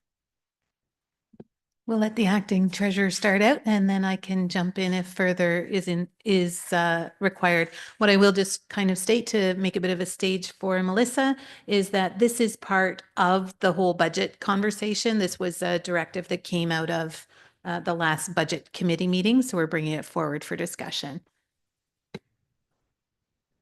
You took my opening piece, but that's okay. No, it's okay. So I was just going to say it was stemming from our budget committee meetings, and it was a recommendation to reduce our overall tax levy impact, pardon me, just by extending the payback timeline to 8 years instead of the previous staff report that was sent to council that was for 5 years.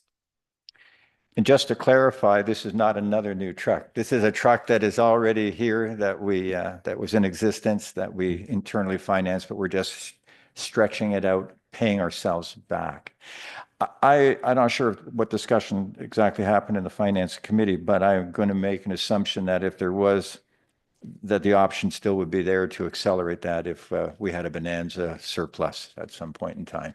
You know, I see nods and smiles on my comment there. So, okay. Yes, that would be correct. Okay. Anything else you want to add? Okay. Any questions before you leave? Any questions for Melissa? Seeing none, all in favor, please. Still passed. Thank you. Item G, allocations of CCBF funds for Valleyview Monck intersection improvements. Be it resolved, the council, the corporation, the town of Bancroft authorize the expenditure of CCBF, Community Construction Building Fund, formerly known as DAX, to a maximum amount of $203,520, representing the town's contribution requirement of the total net eligible project cost to complete necessary intersection improvements, including traffic signal upgrades and catch basin improvements at the intersection of Valleyview Drive and Monk Street. Could I have a mover and a seconder, please? Councillor Lawrence and Councillor Eastman. Again, this is to support the budget conversation that we're going to have in a few minutes. As you all know, we were successful with a grant application through Connecting Links number 9 for funds to rebuild the Valleyview Monk Street intersection to handle the increased volume of traffic that we've experienced over the last 5 years since the last reconstruction of that intersection was done.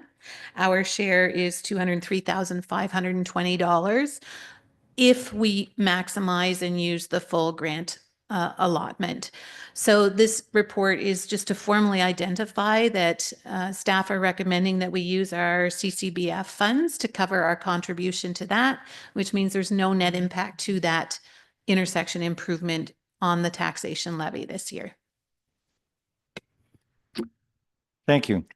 I think this, I'm going to take this opportunity to mention a meeting that Andre and I had a couple of weeks ago with our MPP, Rick Brzee. And it was a good meeting after he got elected. And we were going over our sort of quasi frustration of not receiving any grants, et cetera, for all the infrastructure programs that had come up. We also mentioned the need for, and we outlined all the things that we were doing to contain costs, et cetera. And I did make the comment to them that we expect the same of the provincial government. And I use this intersection as an example of one that was recently constructed, has had 0 accidents, I believe, and is costing them $2 million and us $200,000 plus to redo, when I think in the eyes of most people, it's totally unnecessary, but was outside of some technical specifications. So that was just one example I gave. And I said, look, we're playing ball. You guys need to start to play ball and to start to use some common sense on some of these things. He didn't disagree. But again, it's rules, regulations, et cetera, with no room for interpretation. And I think when the note that staff received was, they called it an extremely dangerous intersection. They referred to it there, but there's no statistical data whatsoever to support that. Did you have a comment that you were going to make, Councillor Watkins? Did you have your hand up? Oh, No, I didn't, but I think I agree with you. I think it's a total waste of money. I think we, when that intersection was rebuilt through staff and input and whatever, I think we come up with a great idea to flow traffic and create a safe intersection. And this is just another bureaucratic downloading from the province that I don't think is justified, but we're forced to do it. Do you have any comments on it, Jake, with respect to the construction timelines or anything? I think the RP is being open. We opened the tenders last Friday. Currently we're going through the tenders to make sure they're in compliance. We had some bids. We're looking at under 500,000 for this project. For construction, there's still the engineering costs on top of that. I can understand people's frustration with that intersection and thinking that it is fine, but there is an element there that is out of compliance with MTO regulations, and we are using the paved shoulder as a through lane, which doesn't have the pavement structure to support that.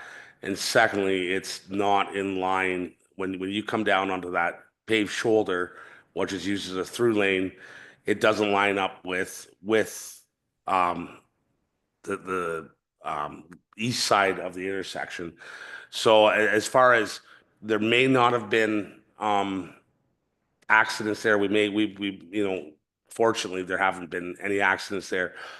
But if we ever had a T-bone there or something like that, it would there would be liability there on the town. So fortunately we got the money for this, and it's going to bring it into compliance and lower the liability. Thank you. All in favor, please. So passed. Thank you. Item H, allocation of CCBF funds for arena plant improvements. Be it resolved, the Council of the Corporation of Town of Bancroft authorize the allocation of CCBF funds to the maximum amount of $486,055, representing the town's contribution requirement of 20% of the total project cost to complete a retrofit of the arena plant and plant accessibility improvements, fully accessible washrooms, referee change rooms at the North Hastings Community Center. I think that should have been added to that one if we are successful with the grant application. Yes, yes. So I think that should be added to that. Right, but the resolution should also reflect that. Yes, so because the public may only read the resolution and make the assumption that we've got the I was excited when I saw the resolution at first. And I clicked on the attachment. I was like, shoot. Yeah. Oh, Yeah. get it. I'm confident. Yeah. Sorry, I'll let you speak on that. Absolutely. So again, in keeping with the whole budget theme here, this is just some forward planning. We can use CCBF funds for any community construction project that meets the parameters, and recreational facilities is one of them. We are hopeful that our grant application will be approved. And as such, we're being proactive so that when we make that announcement, we already can explain how we're going to pay for it. So we would like to dedicate or allocate the balance of this year's CCBF funds that remain, this year being the 2025 allocation to this project. That will leave a shortfall of approximately $70,000, $75,000, which we propose to fund out of the 2026 CCBF allotment that we will receive.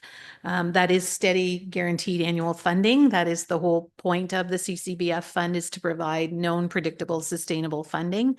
So we know that we will get that money next year as well. So by covering this off, we know what we have left to work with and plan with as we look at future builds and activities in the future. And we know that we've allocated enough funds to be able to support this grant and our maximum contribution to it if it becomes required. If we don't spend those funds, they aren't lost. They just go back in the pot and we can designate them for something else. So if we did get an unfavorable decision, we would still have these funds available to allocate to something else. Thank you. Any comments or questions? Well, okay. Could I have a mover and a seconder, please? Councillor Wiggins and Deputy Mayor Wiggins and Councillor Eastman. So all in favor, please.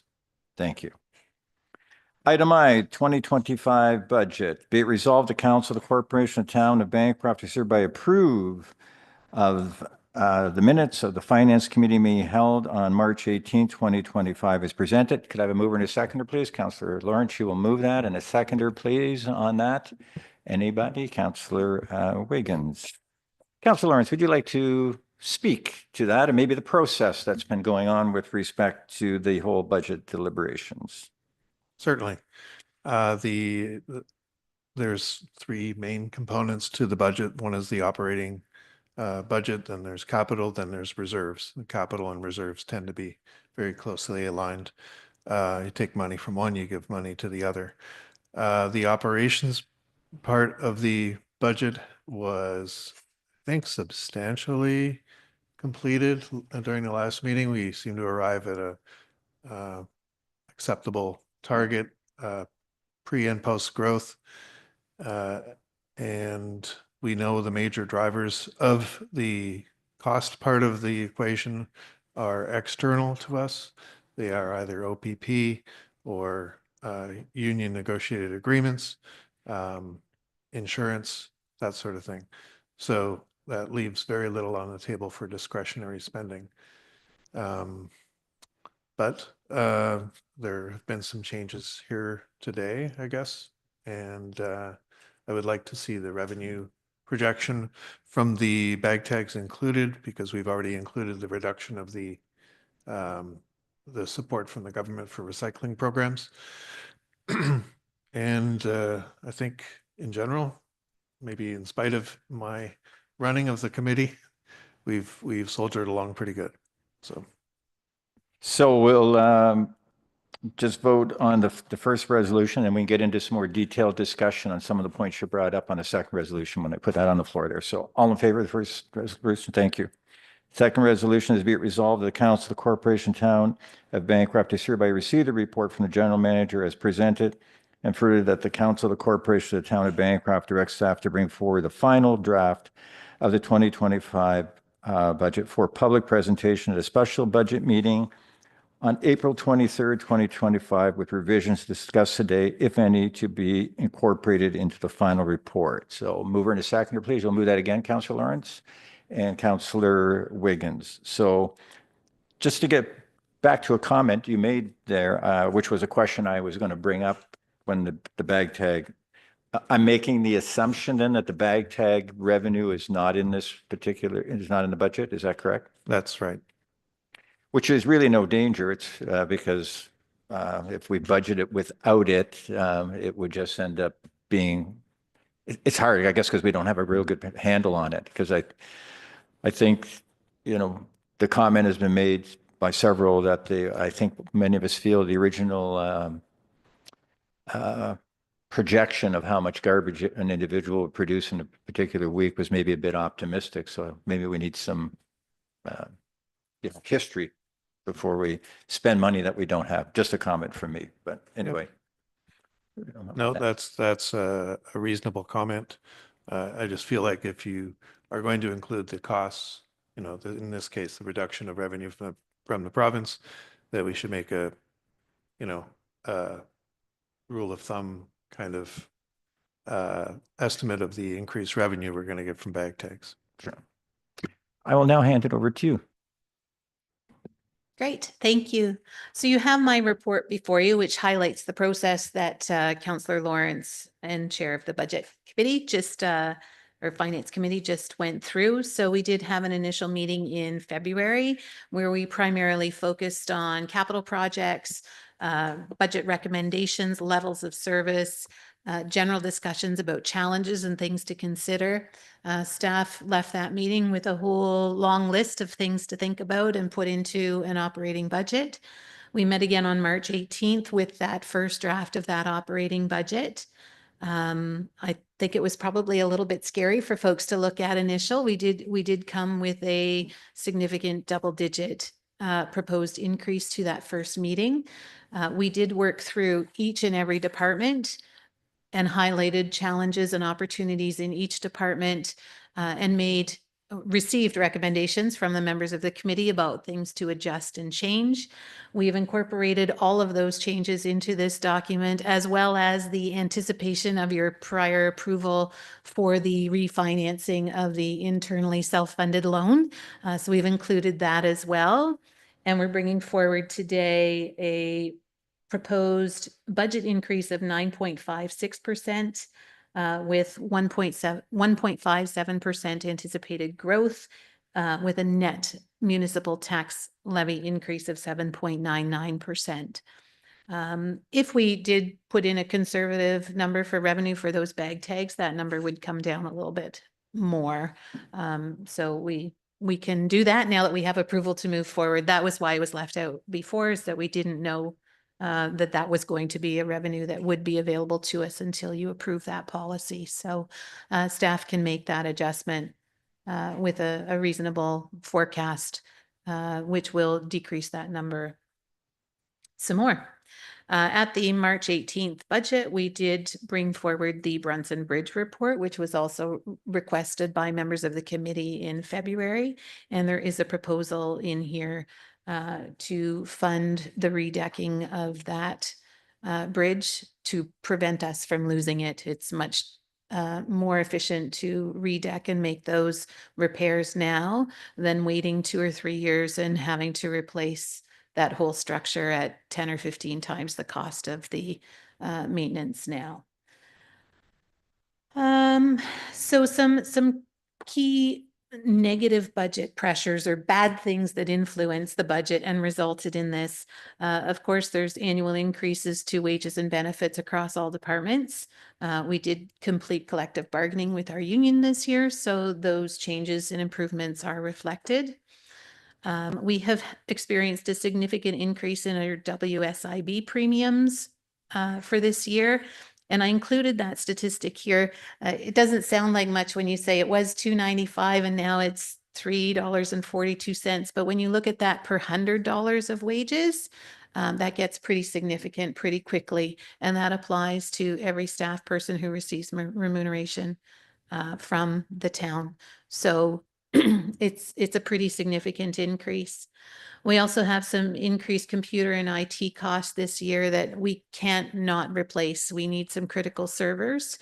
We don't want to end up in a cybersecurity attack situation and running old software that isn't capable of running the new high-tech, or running old hardware that isn't capable of running and operating the new high-tech software. To protect us from that is a game of Russian roulette, ultimately. There is an increase of $58,942 to our policing costs, which represents basically 3/4 of a percentage point increase right off the top. That is much more favorable than what the original 4.5% increase was going to be as a result of changes made by the province to support municipalities with those extreme OPP costs. A word of caution there, we've only budgeted the increase this year, but we have received nothing to indicate that that one-time relief is going to be more than a one-time relief. So it is possible that we will get that big bill next year that we should have got this year, along with whatever next year's increase is, and we could be looking at a much more significant increase next year. So not fear mongering there, just putting that out there that is a pretty hefty unknown that we don't have any concrete information about. Our fleet is getting older very quickly. Thank you for approving the extension of the funds for the 2024 truck. We have 2 2024 vehicles in our fleet. We have a 22 vehicle, and then pretty much everything else is much older. We did provide the exact fleet details for the budget committee to review. As a result of our aging infrastructure and changes to the licensing and safety system in the province, we will have about $100,000 of increased vehicle expenses this year for our fleet. We also have increased insurance costs across all departments, which is a year-over-year increase in our premium of about 5%, not a 5% tax increase, but a 5% increase to our premium. We did receive reduced Ontario Canada infrastructure funds this year of $36,937. So that's a loss of revenue that we had in the budget last year. We're also losing $75,000 of revenue on recycling this year, with an additional 130 next year. So the total loss will be over $200,000, but it will be split across 2 budget years. And then general inflation across all categories was 1.9%. That was the general inflation rate. So that's your gas and oil and hydro, water, all of those kind of things. Maybe I could just make a comment here, two little comments. I think we have to be careful when we use general inflation. Municipalities are now starting to talk about the non-consumer inflation price index, which is much higher. So I think to relate it to the CPI is really not a good measure or accurate. You know, we don't buy what's in that basket, et cetera. And with respect to the OPP costs, it's not only we could be hit with a double whammy next year, not just if the province does not continue with the amount of support they provided. Plus, there's been, 10 new officers, I believe, added to the detachment, and those costs will make their way through the system. Will it start next year, I believe? It will start next year. Yes, it's divided over the detachment, but as we know, we pay a significant portion of that as well. So we have sent a letter to the ministry requesting some clarification because we did have a meeting with them prior to getting the 2025 budget increases. They had flagged our municipality. They didn't really say why, but they had flagged it as being very high on a per household basis, but did not give any indication of where it might go on that. Right after that meeting, a little while later, the announcement came where we had that massive increase, which was then reduced. So we have sent a letter requesting clarification, but again, as the government was just formed again recently, we'll wait and see what we get back, or maybe have to resend the letter again. Sorry, go ahead. Councillor Miles. I just want to point out and say out loud, as you present these to us, WSIB, the province, the policing, the province, the recycling, the province, the extra licensing and requirements of our vehicles, the province. Further down in our consent agenda, there's a mix between what they're going to do with some education taxes and aggregate taxes, and they directly state they're downloading 3 million to the municipalities. So as a constituent, I think it's important to understand that Mr. Brise is your MPP, and they were all just reelected, and we're not going to get any break from anybody. So this council is doing their best to live within the parameters that we have. So much of our budget is absolutely out of our control and downloaded from the province. So please be aware, because we do our best, but these things, more than half of them, are directly downloaded to us from the province. Thank you. Thank you. I have a couple of things, but I'll just do the one now and I'll do the other budget thing later. WSIB, so we pay the same fee per 100 for somebody that works in the office and somebody that works at the landfill. That's crazy. That's correct. Because I know in forestry, anybody that worked in administration was a lot less, but their forestry for anybody out in the, in the skidders or slashers, they were like 11.75 and the office was only like 1 point. So have you challenged that at all, or? I haven't. I'm not sure if Melissa has any additional information. Sorry, make you get up. That's okay. I can get some steps in. I haven't challenged it myself, but WSIB does have like categories where municipalities just fall. Okay. I don't think there's specifics within it, but it would be worth investigating as well. It's not like it's that much, but it might make a difference because we do have a lot of people that are inside a building and not necessarily working in a dangerous aspect of things, right? Absolutely. So, Yeah. okay. The risks at each job is different. Yeah, So, yeah, exactly. for sure. It is a good point. It's over a 15% increase in their fee, Yeah. This year. So if everything went up 15%, we'd be screaming pretty loud. And they're sitting in a pretty cushy state right now, I think. So should be able to cut that back. But if I have another budget thing, do I bring that up later or wait till you go through it? Yep, there'll be more opportunity. Okay. I believe I can probably predict what Councillor Lawrence's question was. And yes, we did receive a rebate. There we go. No, I did think about it, but I think I remember you saying we had budgeted or have not budgeted. I can't remember. Have we budgeted that?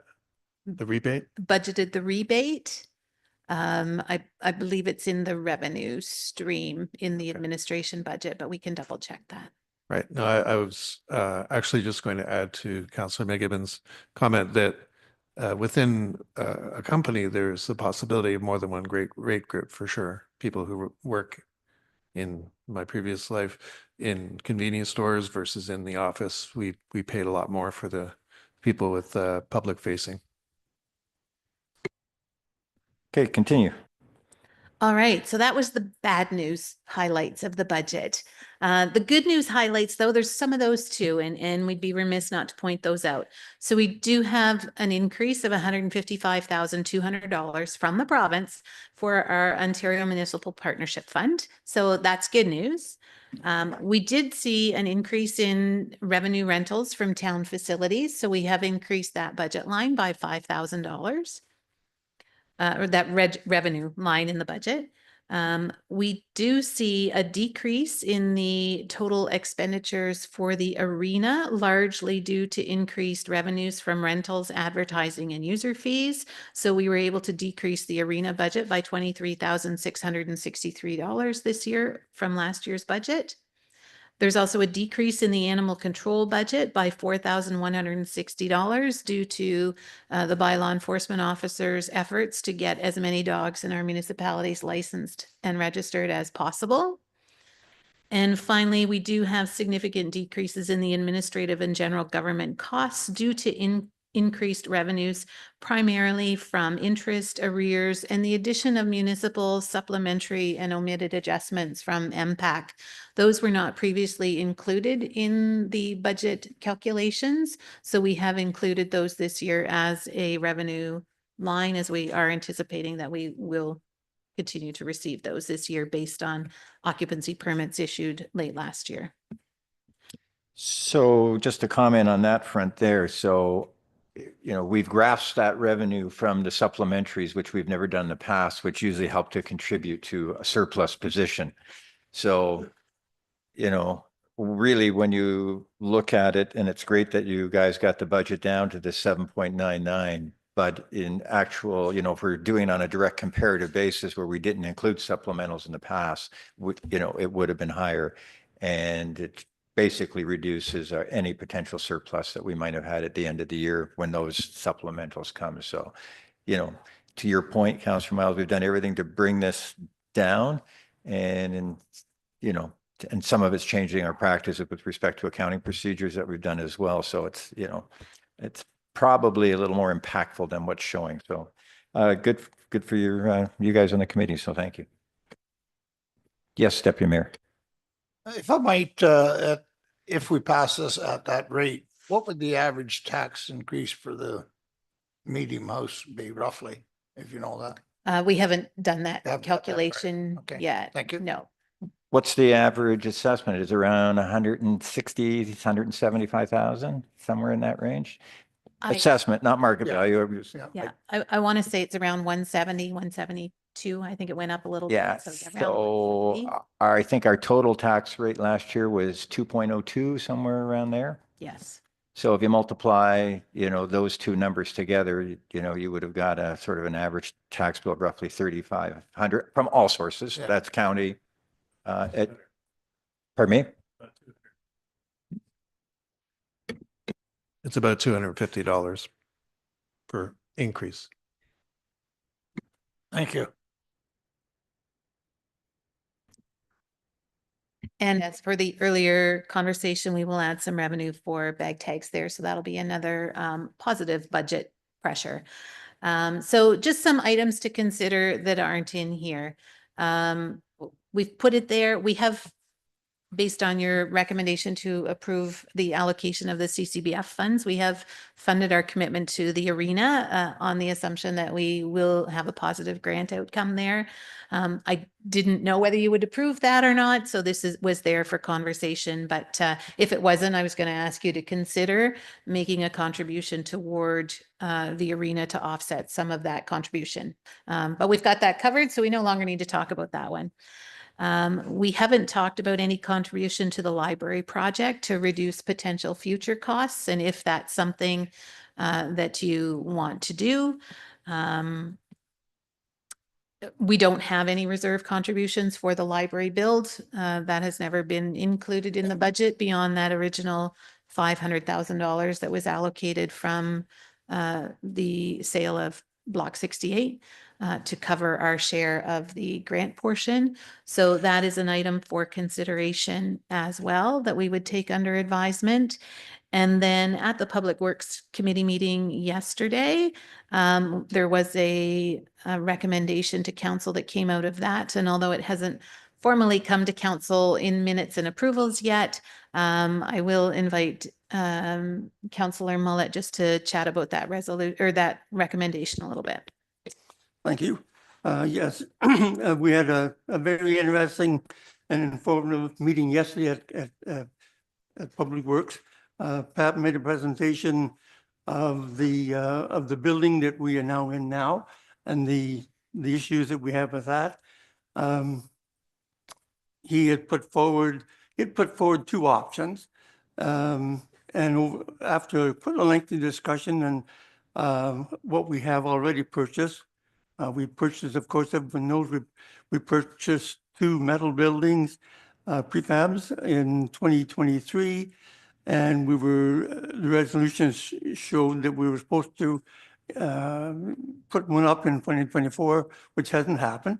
And so 2025, after a lot of discussion and dollar figures, it was moved and seconded and passed that we go with option number 2 of the 2 options that Pat put forward. And I'll just read the option. Year 1, which is 2025, and phase 1, start to erect Park Shell, Butler ICF to define point for winter, and start roads building in the Butler and ICF and complete the full finish for the operational status for November of 2025. That would get us out of the old building. Give notice to exit lease and run a modified parks and road operation for the winter of 2025 and 2026. And year 2, which would be 2026, phase 2 finish parks building to operate status for November 2026. And those 2 buildings would be required to be financed through debt. It's a long-term procedure. I mean, these buildings will last way past our lifetime into the future. And with all the discussion that had taken place yesterday, it certainly shows that we need our own building to move into, and the sooner the better. So that will, Kevin is aware of all the dollar figures and stuff, so that'll be coming to a presentation in the very near future for the council. Thank you. Mhm. So I Look forward to a fulsome discussion on that. It's not on our agenda today, so we really won't. It's not but it does, if you want it to potentially impact, if you wanted to make a reserve contribution toward that project in this year's budget. And that was the reason for mentioning it today, so that we can include it in what we bring back at the end of the month for consideration. But there would be nothing preventing us from doing a reserve contribution after we pass the budget, correct? Because actually we're going to get our 2023 financials. We will get all our reserves clarified at that point in time, correct? So I'm just saying is that once we get the reserves clarified, we'll know what we're working with. And as I say, I believe that at any time during the year, we can do a reallocation of reserves because it will not affect the operating budget. Yes, you can reallocate reserves, but you would be taking it from one reserve to put it into another. The conversation point here was just, did you want to actually allocate money through the taxation process for that, for the arena, for the library, for any of those projects? So because we've taken the CCBF, is that the right letters? For the arena, we did set aside, I think, 30,000 as a reserve during our budget committee meeting regarding the arena. Do we still need to start a reserve if we're going to use those funds?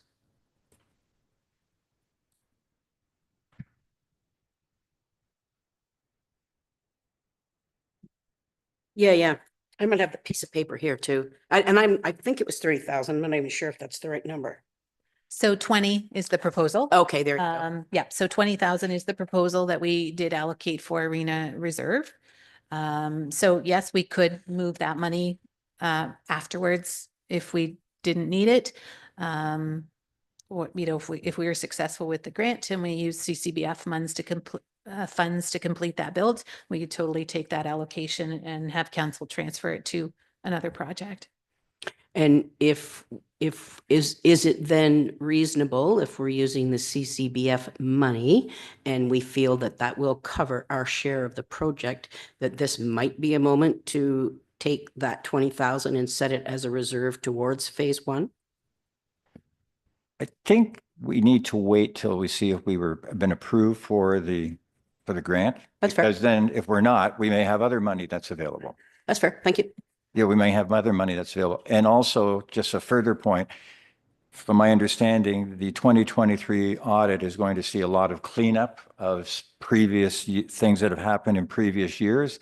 And so I honestly can't go look at a statement right now to tell you exactly what all our reserves are. And I think the auditors are going to be doing some cleanup. So I think as soon as we get that, which as Melissa pointed out, will be soon, we'll have a much better handle on how we can go about to do this. That's just my general thought. Yes.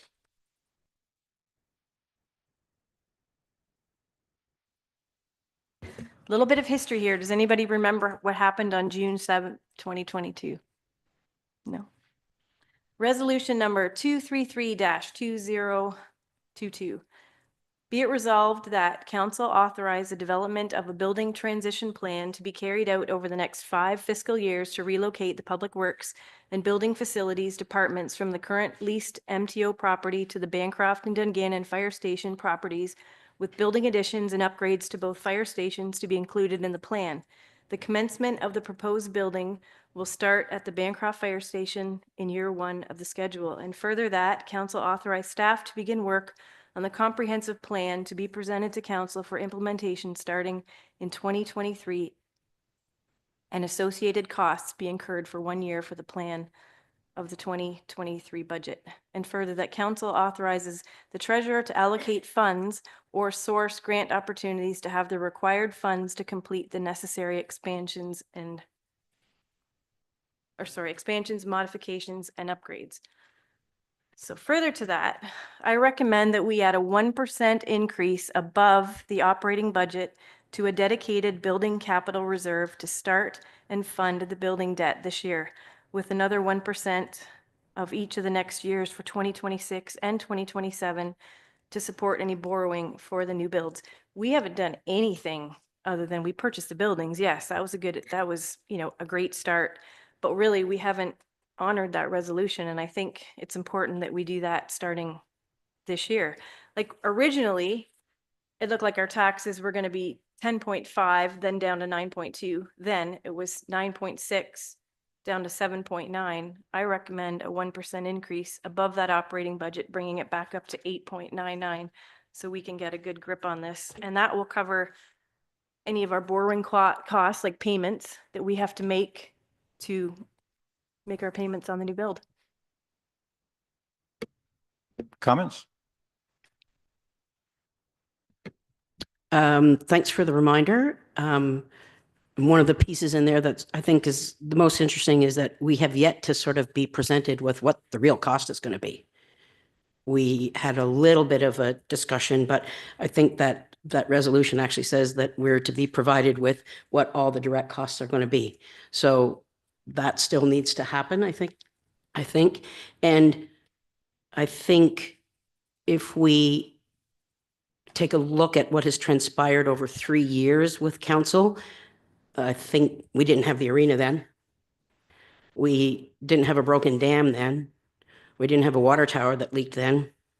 We didn't have some other things that sort of set us up in a position where we have to do what has to be done as opposed to what we really want to be done.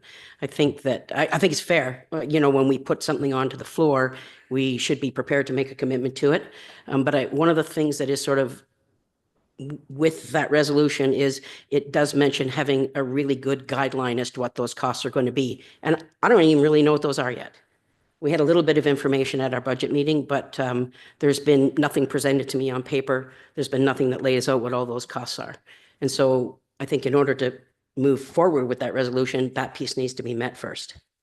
So I just want to make a comment here, and is that this is not an agenda item. Like, we need to get this full report from the committee and sit down and dissect it properly. Get the 2023 budget out of the way, see where the reserves end up, and then take the game from there. Because I think we're blind right now. I think the recommendation that came out of the committee, was it the works that started first, or works was first, or fire hall was first in your report? You see in Councillor, the resolution that you just read, fire hall was first. So Well, yeah, but I'm just so I'm just trying to saying, think of- so it's not really formed to fit anyway. So I just think we need the full and complete report to come. And even the public doesn't have the document if they're in front of them to read right now for us to be discussing it. So yes, sir. Yeah. Okay, I'm on.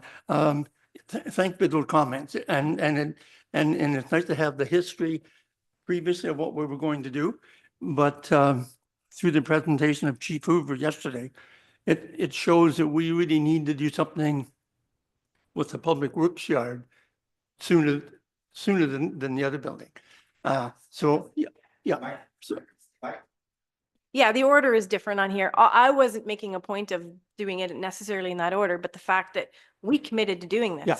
And what have we done? We bought the buildings. That's all we've done. We've never put anything away to be able to move forward with that. no, we haven't, and you're quite right, we haven't. The funds that purchased the two buildings came out of reserve from the sale of a piece of property a few years ago. So the buildings are paid for.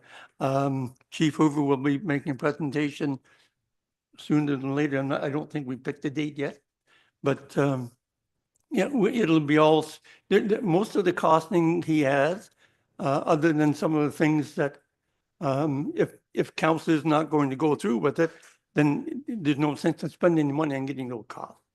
So we'll have a presentation that I think will clarify most items. And I'll just ask Chief Hoover, did you wish to speak anything on this? Sorry, this is not on our agenda, so I think we have to hold off on Okay.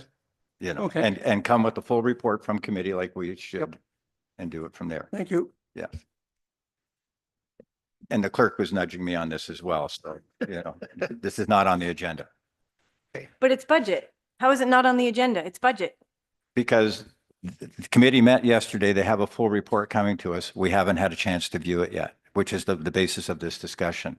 And for transparency purposes, we publish an agenda and the public gets to read that agenda as well as we do in advance of a meeting. So, yeah. So one further question to that then. So when the minutes from that meeting come to council, will that be after the budget is approved? I hope it's before. Oh, maybe not. If I might.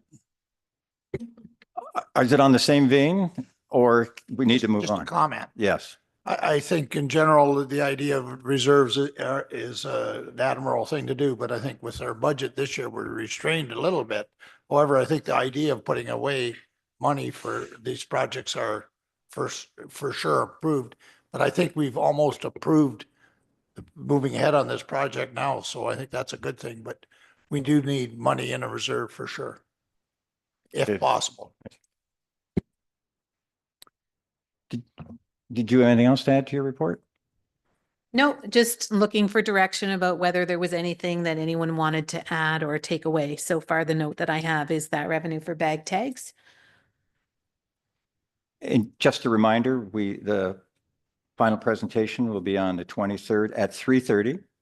At 3:30, we're going to bring to the table some other topical items that are, from the going on in the town, whether it be the arena, the warming room, et cetera. And hopefully the public will attend. Some members of the public will attend. There'll be an opportunity to ask questions on some of those as well. So, yes.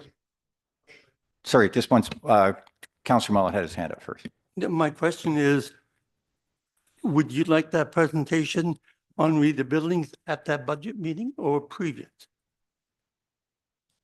I I don't know how you're going to do that because the 23rd is only a couple of weeks away. Mhm.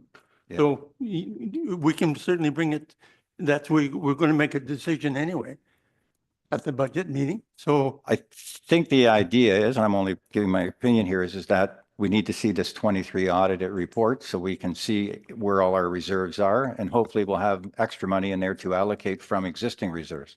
well, I think we shouldn't have any further discussion because the committee looked at it as a debt financing. So it's we either have to do it or not do it. So where would you like to bring would you suggest that the presentation come? It's a large topic, so I think it needs to be a good part of a meeting. The reason that part of the reason it was mentioned here today is because I don't think we're going to be able to find a date to have another council meeting in addition to the ones we already have scheduled between now and the budget committee. Is it possible that we can have a meeting before the budget at the same day? The clerk is to my left here. We had a hard enough time getting in the budget meeting on the 23rd. We had to reschedule it. And she put out a list after many tries to get those meetings put together. So, you know. Well, I'd just like to say that this is a huge, Yes, important item that we need to look at absolutely. before the budget. I mean, or with the budget. So we need But to make. we cannot, we don't have all the information yet. The council has not received the full report. We do not know what our financial position is from 2023 audit, which is going to have some significant adjustments on it. Mhm. Maybe there'll be some positive adjustments in that where we'll find some money there, but we're a bit blind going into anything right now.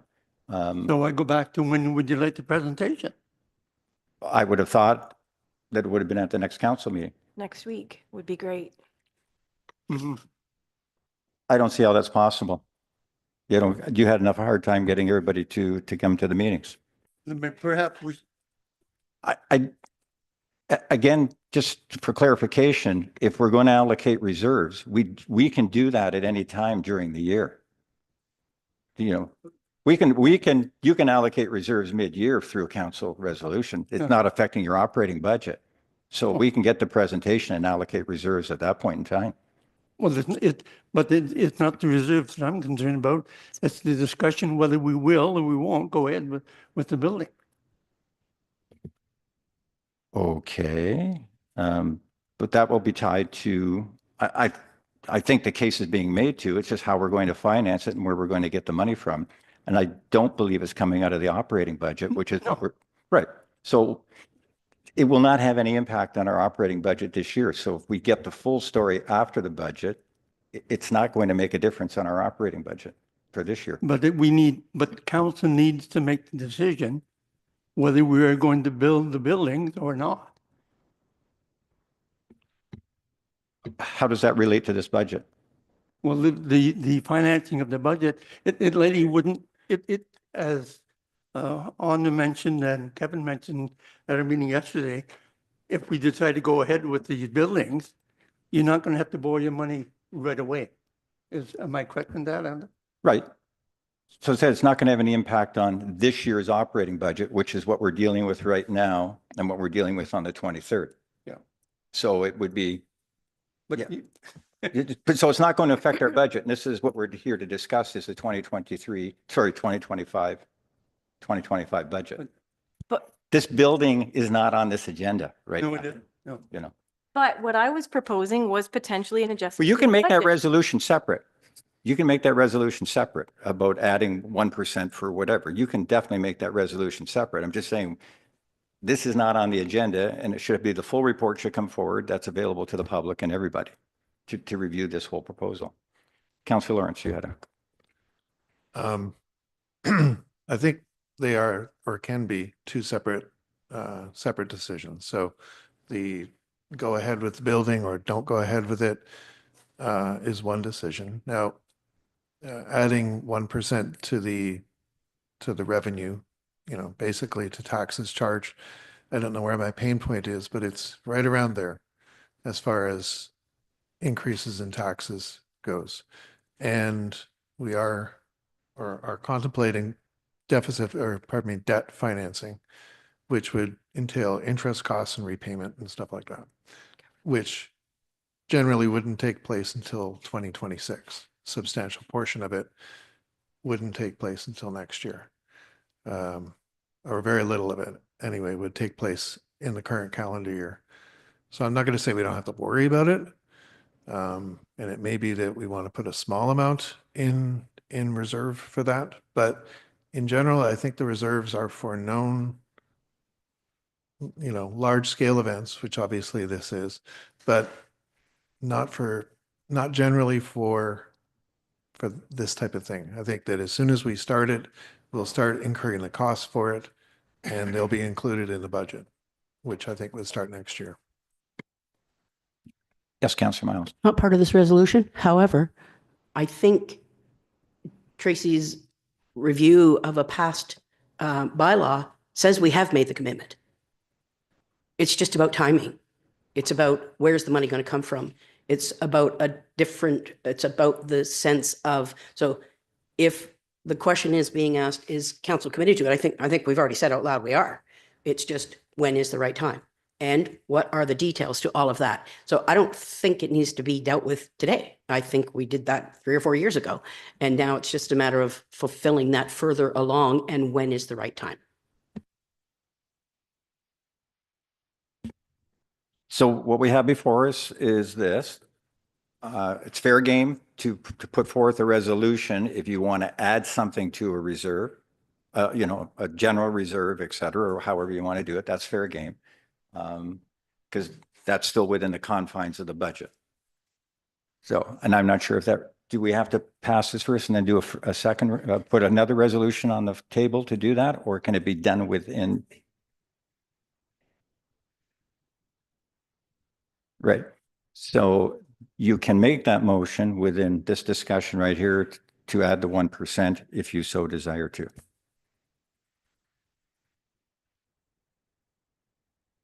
Mike, sorry.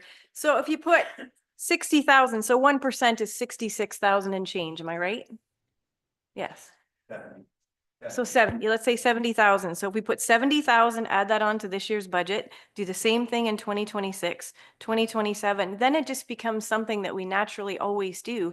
That should cover our payments that we would be making on the newly built buildings. Am I correct, or am I not?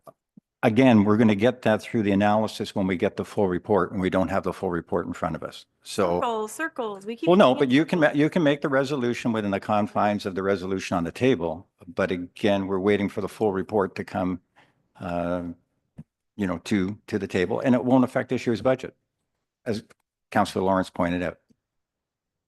I would like to add a 1% increase. So that For would the take it building. from 7.99 to 8.99, which is still under what we originally of 10.58 down to 9.02 is what the original after growth. So it was 10, originally they had talked about, it was brought from, I think it was the committee, 10.59. Then with growth, it brought it down to 9.02. Then it was adjusted to 9.56, after growth 7.99. So I propose bring it back up to 8.99. So the motion is to add 1% to a reserve dedicated toward the building, the workshards buildings, workshard/fire hall buildings, which would increase the budget increase from 7.99 to 8.99, correct? Correct. So that's the mover. We need a seconder for that. Go ahead. Okay, that's a seconder on the floor. Okay. I think we've had the discussion on it already. So all in favor of a further 1% increase to the budget from 7.99 to 8.99? Show of hands, please. Sorry, just. Oh, sorry, you can have a question. Sorry. Sorry, just a clarification. Are we approving the budget or just potentially approving? So the draft budget was presented to us. There's already been one slight revision that's been pointed out, which was with respect to the revenue from the bag tags. This is a second revision that's being proposed right now. I understand. And then, so if staff will go back with these, and then at the April 23rd meeting, that will be the final budget that will be presented and is available to the public as well. So we are approving it, The draft. a draft. We're not approving the budget. That's my point. Yeah, yes. Yeah, Thank you very much. yeah, we're approving the draft. Okay, I'm sorry. So we had a mover, we had a seconder. So again, just to reiterate, it's for the reserve towards the workyard / fire hall buildings, 1% to be added to this year's budget, taking it from 799 to 899. I will ask for a show of hands in favor of Councillor McGibbon's resolution, please. Could I see them up high, please? So passed. May I have a counted vote, Mr. Mayor, please? Sure. Recorded vote? Yes. Thank you.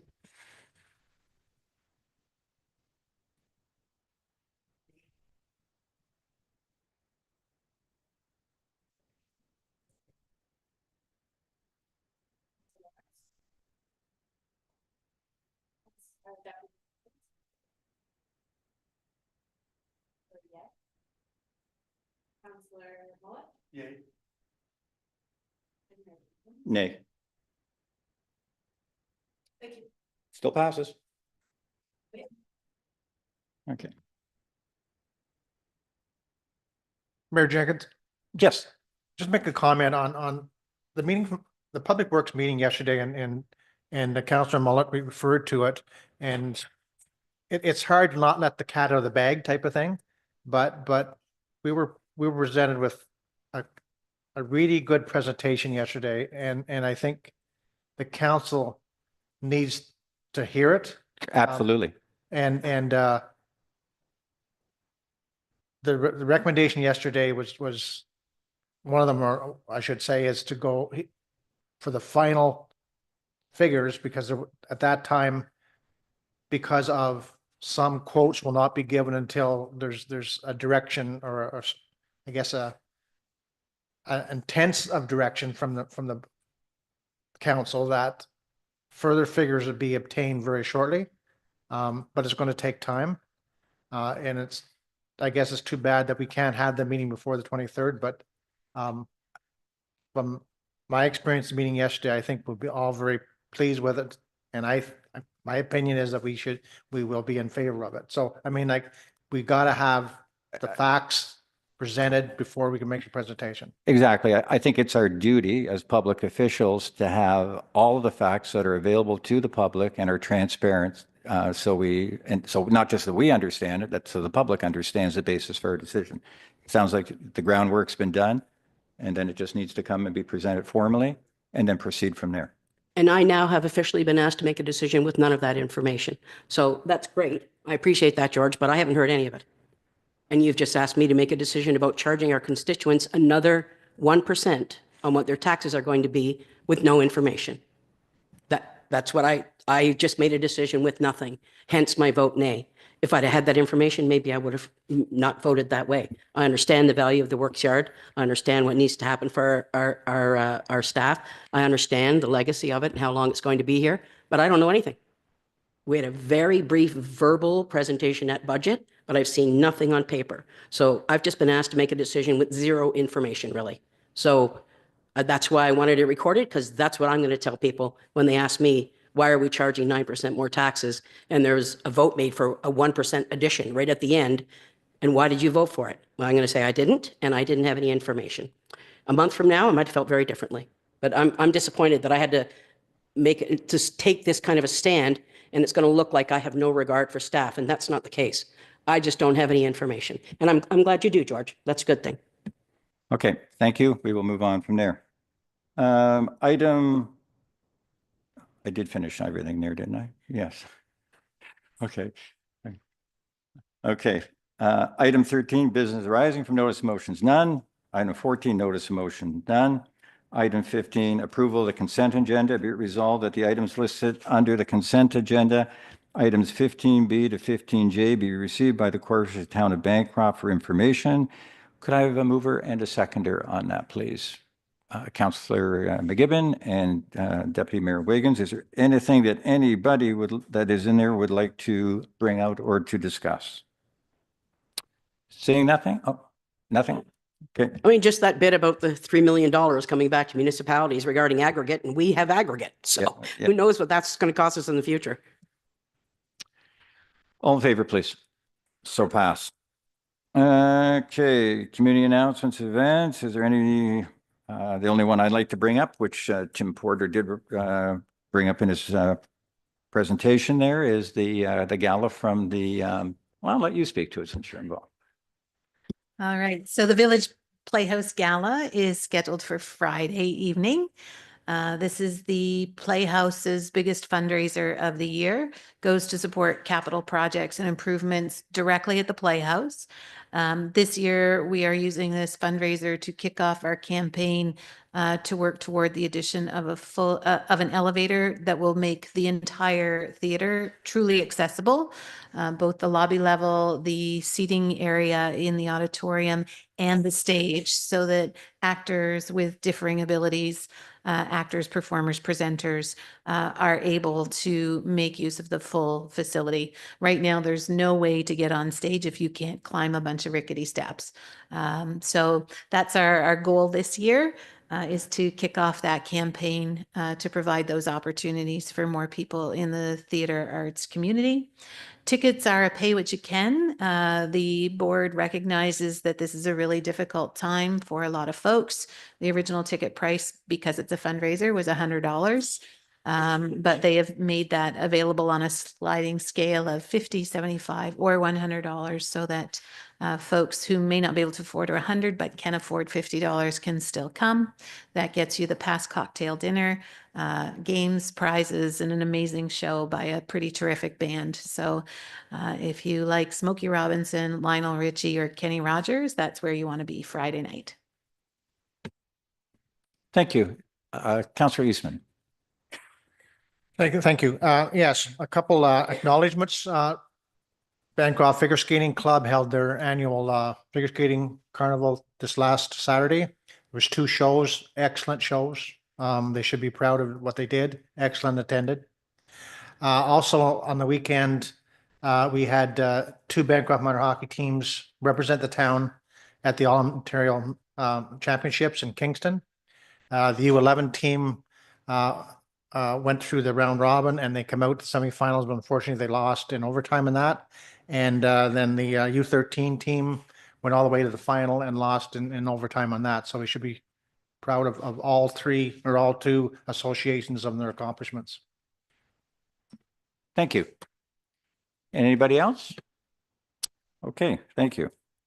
Bylaws, first, second, and third reading. Be it resolved that the following bylaws be introduced and read a first, second, and third time, be finally passed, and that the mayor and clerk do sign and seal the same. Any rule of this council to the contrary notwithstanding. Bylaw number 24, 2025, being a bylaw to execute the sponsorship agreement between the Maple Leaf Rally Club and the Corporation of the Town of Bancroft, as hereinafter described. Bylaw number 25-2025, being a bylaw to appoint an acting clerk for the Town of Bancroft.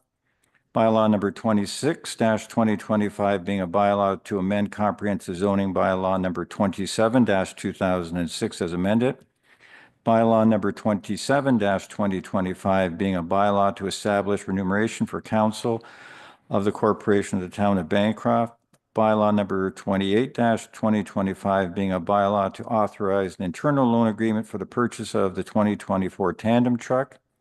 Bylaw number 29-2025, being a bylaw to adopt a garbage bag tag policy for the Corporation of the Town of Bancroft. Could I have a mover and a seconder, please? Councillor Lawrence, and seconded by Councillor McGibbon. Any comments or questions on any of those? Seeing none, all in favor, please. Thank you. And let's see, confirming bylaw, first, second, and third reading. Be it resolved that a bylaw to confirm the proceedings of the meeting of council held on April 8, 2025, be hereby given a first, second, and third reading and be finally passed, signed, sealed, and numbered bylaw 30-2025. Could I have a mover and a seconder, please? Councillor Miles, seconded by Councillor Mullet. All in favor, please. Thank you. Next meeting date, there is I mentioned the April 23rd at 3:30 for the special public presentation of the budget and some other items as well. The next regular meeting of council is scheduled for May 13th at 3 p.m. Could I have a motion to adjourn, please? Deputy Mayor. Thank you, everybody.